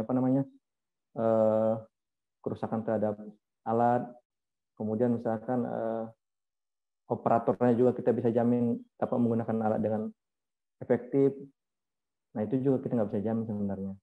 Yang kita bisa lakukan adalah bagaimana kita bekerja sama ketika kita melakukan scheduling dengan orang-orang operation. Nah, kadang kan orang operation sama orang main plan itu kadang kadang nggak nyambung, kadang mau nggak nyambung, karena plan mereka kadang bisa jadi berubah gitu, Pak. Jadi perubahan-perubahan ini juga bisa mempengaruhi kestabilan alat. Kemudian tadi yang kedua pit ya. Iya betul Pak, merencanakan desain pit dan Westdam dengan memperhatikan reklamasi di kemudian harinya. Oke. Konsepnya seperti apa, Pak? Oke. Nah, kalau di peraturan pemerintah sebenarnya ketika kita melakukan membuka suatu area itu harus kita tutup seperti itu kan. Nah, terkadang kita mengaplikasikannya itu memang sulit karena kan ketika kita katakan kayak tadi ya, kita buat suatu penambangan. Nah, ketika kita melakukan suatu penambangan, otomatis kita nggak bisa langsung in-pit kan. Kita cari dulu yang namanya hot pit dam. Kita buat ke sana. Nah, kita harus atur juga yang namanya berapa sih target produksi kita, misalkan yang ketika kita mengambil ore 1 juta, berapa OB-nya gitu. Jadi kita harus mengatur kapasitasnya. Jadi kita harus atur kapasitas daripada disposal ya, ataupun topsoil file kita. Sehingga nanti pada saat kita mau manajemen disposal ataupun dam area, itu bisa nanti disesuaikan untuk reklamasinya. Karena kan kalau kita sudah selesai disposalnya sudah final nih, nah itu akan dilakukan namanya reklamasi.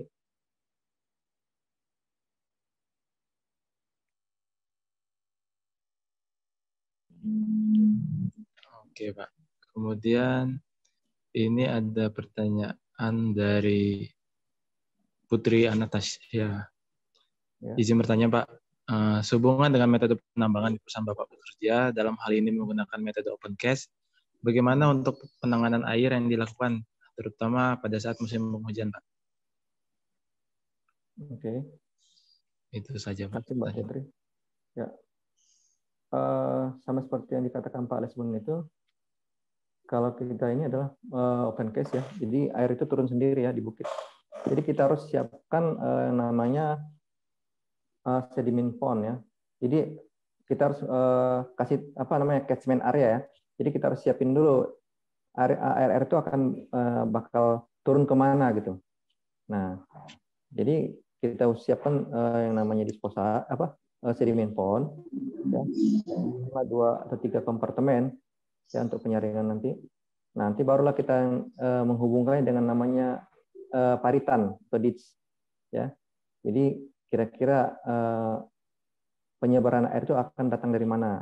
Maka kita akan buat saluran. Saluran akan mengarah ke sedimen pond. Nah, dari sedimen pond nanti akan dibuat saluran mengarah ke sungai ataupun danau ataupun ke tempat penampungan air yang biasa dipakai orang. Jadi kita nggak perlu pakai pompa, Pak. Oke, Pak. Oke. Ini selanjutnya ada dari Pramurdani Wisayoga. Enggak, ini mengenai sertifikat. Oh, ini Pak. Ada dari Fajrin. Izin bertanya, Pak. Cara penentuan batas ore chemistry itu bagaimana, Pak? Oke. Penentuan ore chemistry. Iya, Pak. Oke. Sebenarnya yang menentukan batas ore chemistry itu ada pabrik, Pak. Jadi kalau misalkan gini contoh ya, saya butuh Feni itu di bawah 10. Misalkan FF nikel ya. Jadi area mana yang, jadi kita buat dulu ini namanya list hill. Jadi ada beberapa hill atau nama-nama pit ya. Kita buat itu ya, misalkan pit A, pit B, pit C. Dari semua pit ini pastinya chemistry-nya kandungannya belum tentu sama. Jadi kita akan atur pit hill-nya ya. Jadi kita atur, kemudian kita bagi di Excel, nanti kita akan cari spek yang masuk yang mana ke dalam pabrik. Ya, misalkan kita ngambil VNI-nya 10, FFRNI-nya 10 atau di bawah 10. Nanti dia akan kasih tahu, oh pit ini sesuai, pit ini sesuai, seperti itu, Pak. Biasanya kita cek itu per ini dulu, per hill, per area.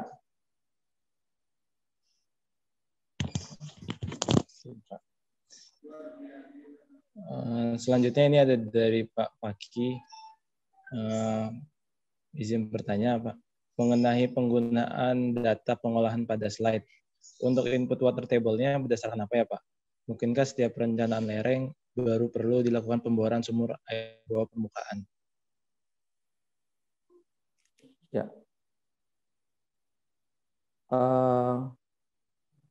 biasanya kalau untuk geotek itu yang paling tepatnya adalah kita lakukan pemboran, Pak. Jadi kita tahu batas kekuatan batuannya, Pak. Dari data pemboran itu barulah kita masukin ke software. Atau minimal kita punya yang namanya referensi. Jadi ketika area itu punya kekerasan batuan sekian, tanahnya seperti ini, jadi dia ada jenis materialnya. Jadi dari situ akan dilihat dan dimasukin ke dalam software. Biasanya software itu akan menentukan, ada di situ angka-angkanya. Misalkan material ini kekuatannya sekian, nanti akan kasih tahu. Tapi umumnya kita lebih bagus melakukan yang namanya pemboran untuk mengetahui kekuatannya. Gitu, Pak. Oke, Pak. Sekaligus juga untuk memvalidasi, Pak, ya, dengan kita ngelakuin pemboran. Kemudian ini juga ada dari Pak Wisnu Ismu Nandar. Kira-kira masalah terberat selama ini berkaitan dengan equipment penambangan selama pengalaman Bapak seperti apa? Oke. Itu aja, Pak, pertanyaannya. Terima kasih Pak Wisnu. Jadi sebenarnya kalau lihat dari kesulitan atau kendala, biasanya itu mencari disposal itu pertama susah, ya, karena kan biasanya kalau kita misalkan rata-rata itu di daerah sekitar situ sudah banyak ornya dan harus menimbun di daerah misalkan katakan area yang benar-benar nggak boleh, nah itu susah juga. Satu itu disposal memang susah untuk dicari biasanya. Tapi overlay kita biasanya terhadap ore. Misalnya ketika di overlay terhadap ore dari blok model, ketika di situ memang nggak ada ore, ya memang kita harus taruh di situ disposal. Ya, yang susahnya kadang bentuk disposal itu belum tentu yang namanya pinjer atau bertingkat, bisa aja itu kayak ejus. Jadi tinggal menjatuhkan material, kemudian membuat tanggul di bawahnya. Nah, itu satu yang kesulitan dalam site ini. Yang kedua, kesulitan yang sering kita temui itu adalah ketika mendapatkan material yang on spec, ya, produk yang on spec itu nggak mudah. Jadi kita perlu namanya blending. Jadi kita harus tetap melakukan namanya eksperimen. Jadi kita harus kasih list itu hill atau area. Jadi kita bisa tahu, oh saya bisa ambil di sana, saya bisa ambil di sini. Ya itu pun tergantung di scheduling kita, apakah dengan jarak sekian, apakah masih menguntungkan atau kita punya pakai opsi lain gitu. Nah, seperti itu, Pak.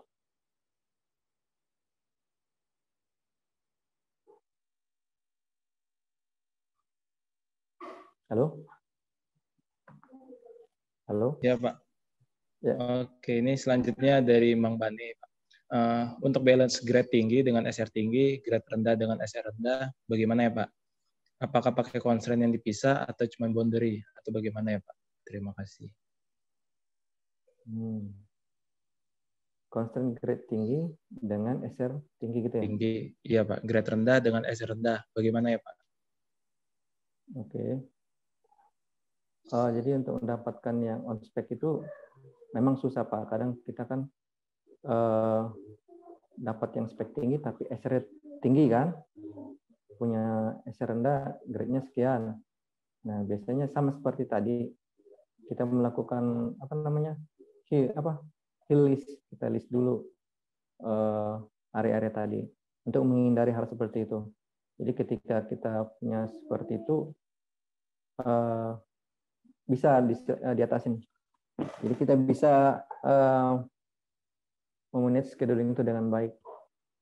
Jadi kita perlu melakukan pendataan hill. Jadi kita harus tahu juga historinya di daerah itu gimana sih, ore-nya penyebaran seperti apa, kemudian grade-nya berapa, ya.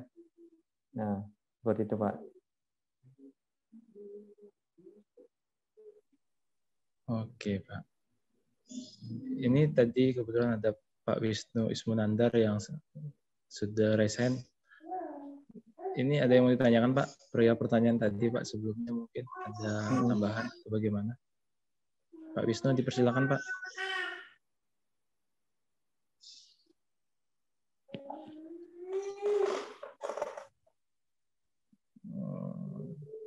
Kalau tidak ada, kita lanjut lagi aja Pak ke pertanyaan berikutnya. Ini ada dari Feraldo Sandrio. Izin bertanya Pak mengenai perencanaan SAM dan sedimen pond design. Saya saat ini ditugaskan dalam pembuatan penyaliran tambang pada Bukit Baru. Kondisinya virgin atau belum dibuka. Tentunya pada setiap perencanaan penyaliran kita harus membuat peta flow direction. Bagaimana Pak pertimbangan dengan flow direction apabila setengah dari lahan tersebut telah dibuka? Ketika lahan dibuka atau stop soil removal dilakukan otomatis, elevasi lahan yang dibuka lebih rendah. Apakah kita masih bisa berpatokan dengan flow direction, Pak? Oke. Itu gampang sekali, Pak. Kalau misalkan kita nggak bisa buka paritan saluran, ya terpaksa harus menggunakan pompa. Gitu, Pak. Karena kan kalau kita paksakan dengan misalkan ya, beda elevasinya katakan 5 meter. Ya kalau kita bikin saluran, membuat saluran setebal itu, otomatis nanti juga akan butuh kos juga. Nah kalau tergantung ini juga Pak, berapa debit airnya masuk ya. Kalau memang debit airnya masuk ke sana semua itu,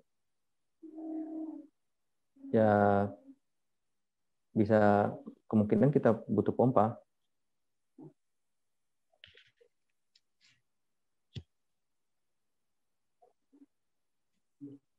Oke, Pak.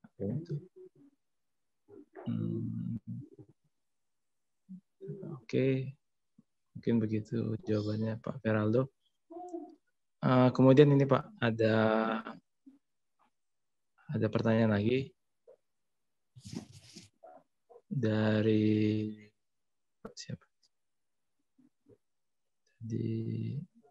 Ini Pak Ivan Diriswan. Dari materi yang dipaparkan, melihat spesifikasi alat, mekanis, atau alat berat yang digunakan pada penambangan nikel tersebut, apakah merupakan spesifikasi alat yang standar atau yang paling efektif? Karena jika saya mencermati spesifikasi alat itu, terutama alat angkut kapasitas kecil atau rendah, apakah menggunakan alat mekanisme dengan kapasitas sedang hingga besar kurang efektif digunakan pada penambangan nikel, Pak? Oke. Ya, makasih pertanyaannya, Pak. Sama seperti yang udah dijelaskan sama teman saya juga ya. Jadi tambang kita itu kan tergantung ketebalan ornya. Terus kondisi juga ya. Jadi kalau kita lihat di sana kan ketebalan or kita itu limonit 1 sampai 2 meter, sapolit 6 sampai 7 meter. Jadi lebih ekonomis adalah kita memakai alat yang kecil. Ya. Kalau kecuali ya kayak Pale ataupun perusahaan yang lain, dia memiliki ore yang tebal, otomatis dia akan pakai alat yang besar. Nah, kondisi seperti ini juga mempengaruhi juga keadaan apa? Jadi nggak semua tambang nikel itu pakai alat kecil. Ya, ada juga yang pakai alat besar, tergantung dari keadaan area di sana ya. Ya, sama seperti yang katakan tadi, kalau di Pale itu dia lebih tebal ornya, jadi produksi mereka juga lebih besar. Jadi untuk mempercepat produksi ya pasti akan pakai alat yang besar.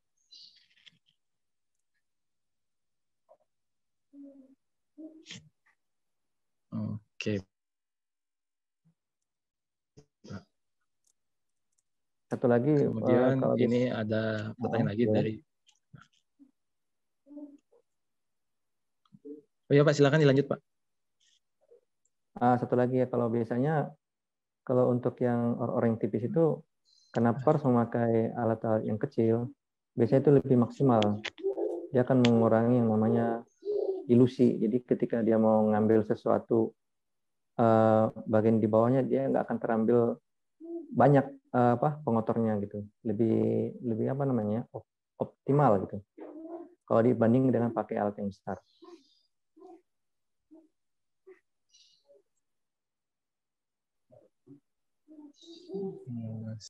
Oke, kita lanjut ke pertanyaan dari Pak Zaki Gunawan. Dalam scheduling nickel laterite, kenapa cenderung memakai boundary dalam bentuk acak, tidak memakai better block strip, Pak? Oke. Oke, ini Pak pertanyaannya, Pak. Oke. Jadi Pak Jaki ya, bisa dua Pak ya, bisa pakai block strip, bisa pakai itu. Tergantung dari usernya. Jadi usernya mau dia mengambil area sebatas yang dia inginkan.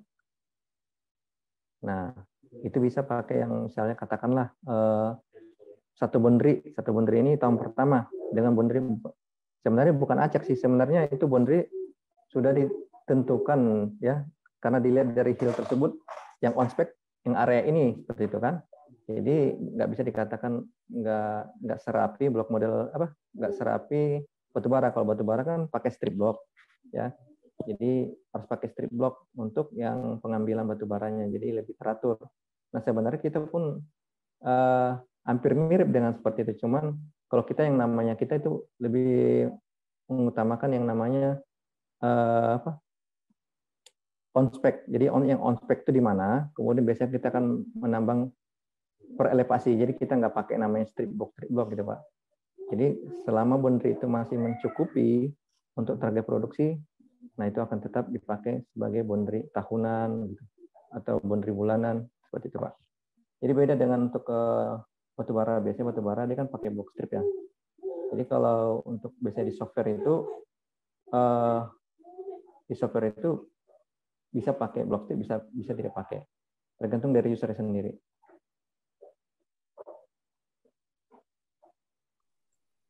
Oke, kemudian ini ada pertanyaan dari Pak Dahmadi Dahlan.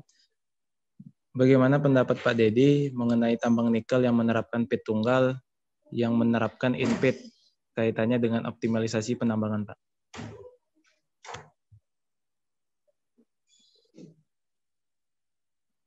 Ya, makasih Pak pertanyaannya.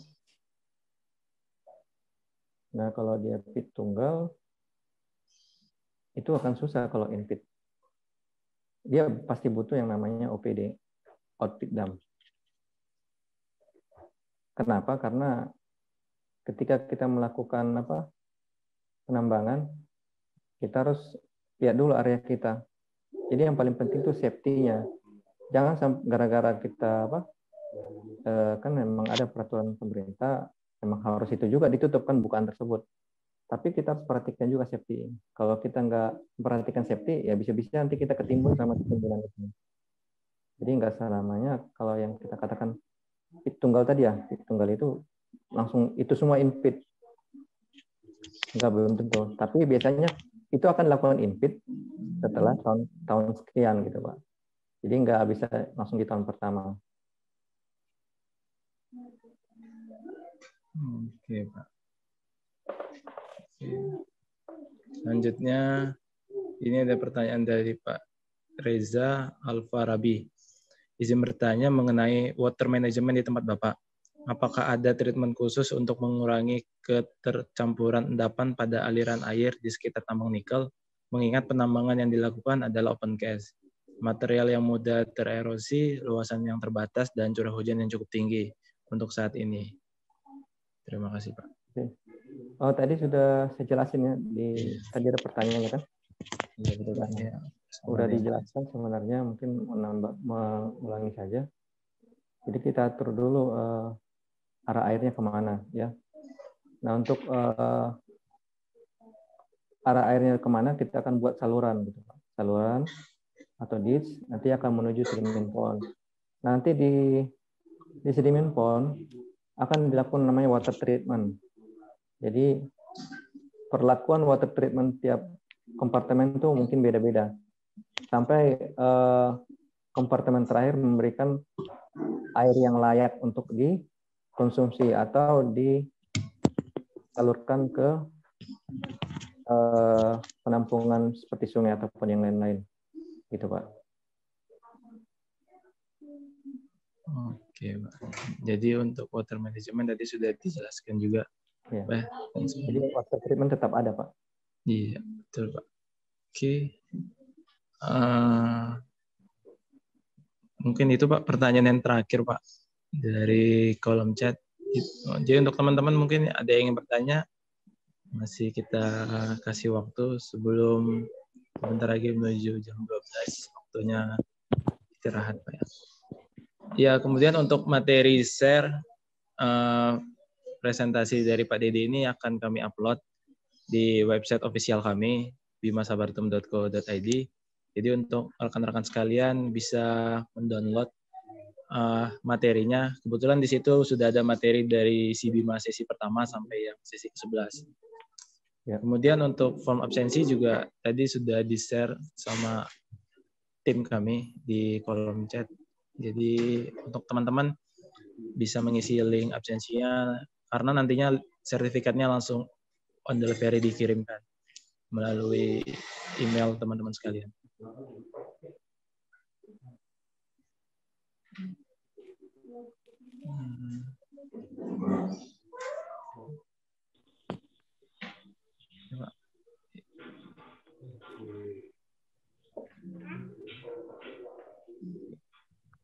Oke. Ini terima kasih. Terima kasih ya buat semuanya Pak ya, buat Bima Sabartum yang sudah memberikan kesempatan buat saya. Ya mungkin kalaupun ada kekurangan nanti bisa inilah kita evaluasi. Kalaupun nanti ada pertanyaan lanjutan nanti ada kontak saya kan di situ Pak. Siap, ada Pak kontak saya. Nanti mau ataupun ada yang butuh misalkan pelatihan software Vulkan bisa hubungi saya juga boleh. Siap, bisa diatur Pak. Boleh Bang Dedi. Terima kasih Bang Dedi. Ya Pak, ini kebetulan juga ada Pak Erik Wijaya di sini selaku Direktur Bima Sabartum Pak. Mungkin buat Pak Erik ada yang ingin disampaikan Pak? Dipersilakan Pak. Ya, boleh. Terima kasih Pak Yonas selaku host dan moderator. Apa kabar Pak Dedi? Sehat Pak Erik. Ya, kabar, Pak? Terima kasih Pak Dedi atas ya sharing sessionnya lah kepada kita. Ya kita harus akui bahwa teman-teman di Bima Sabartum ini ya ekspertisnya di batubara. Kebetulan kita punya Pak Dedi, rekan Pak Dedi yang ekspertis di nikel karena kami tahu Pak Dedi ini kan sudah sejak lama lah mungkin di metaliferous maupun di nikel kan. Jadi saya pikir ya sangat cocok sekali buat kita, apalagi nikel nih sekarang ya bisa dibilang bisa jadi primadona ya. Setelah masuknya rencana mobil listrik, baterai itu, jadi nikel ini saya pikir menjadi sesuatu yang primadona sekarang kan gitu. Apalagi nikel di Sulawesi itu banyak sekali, yang di Indonesia mungkin hanya di Sulawesi saja kedapatan nikel lateritnya ya Pak Dedi ya. Iya Pak.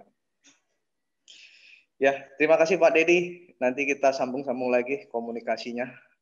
Siap Pak, siap. Makasih Pak buat kesempatannya Pak.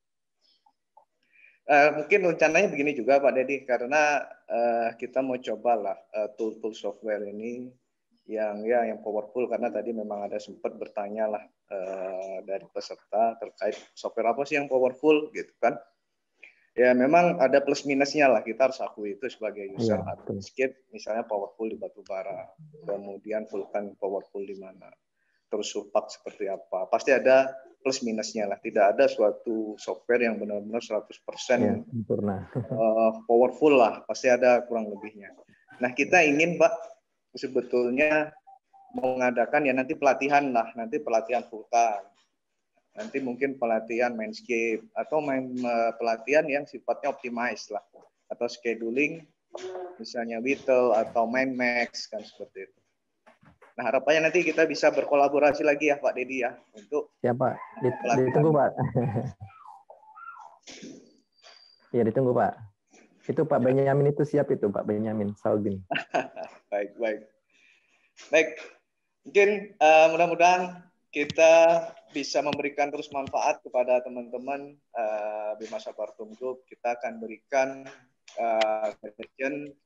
mohon maaf kepada teman-teman dulu sebulan 2 kali, sekarang kita adakannya 1 bulan sekali, itu di minggu kedua, minggu ketiga dan minggu keempat di setiap bulannya.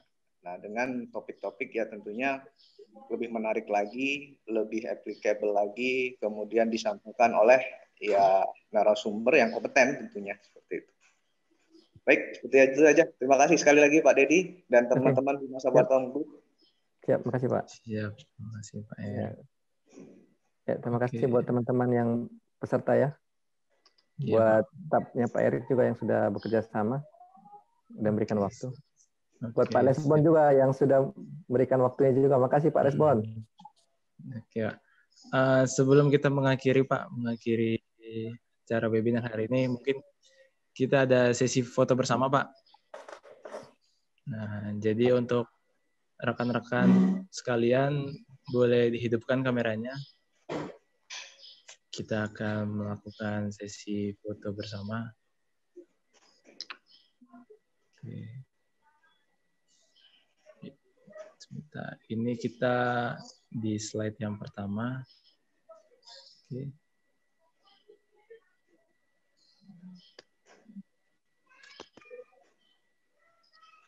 Oke, untuk yang slide pertama kita lakukan sesi foto bersama. Oke. 1, 2. Nah, selanjutnya kita ke slide yang kedua. Ini slide. Oke. 1, 2, 3. Oke, kita lanjut ke sesi slide ketiga. 1, 2. Oke, dan slide yang terakhir, slide keempat. Oke. Oke, sesi foto bersama telah selesai. Saya Pak, selaku mewakili tim Bima Sabartum, mengucapkan terima kasih kepada Pak Dedi Utasoid yang telah memberikan sharing knowledge Pak tentang nikel Pak. Jadi suatu hal yang berharga Pak bagi kami semua Pak. Oke, kemudian untuk rekan-rekan sekalian, nantinya bakal ada sesi Sibima series ke-13. Jadi selalu pantengin di sosial media kami untuk mendapatkan informasi yang terbaru bagi teman-teman sekalian.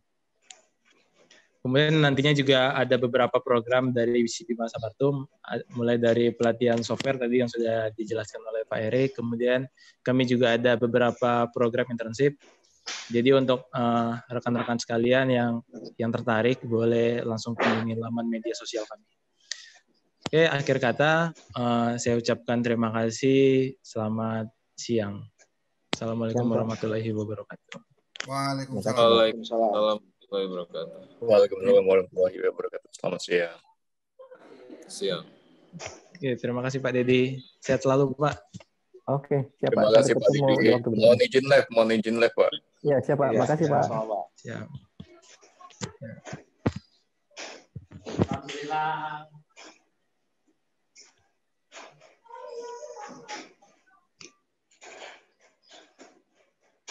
Izin lab ya, Pak Erik. Ya, terima kasih Pak Dedi. Oke, mantap Pak. Siap Pak. Makasih Pak Yonas. Siap Pak, sama-sama Pak. Teman-teman sekalian dipersilakan boleh meninggalkan roomnya. Ya, terima kasih untuk semuanya yang sudah join di webinar hari ini.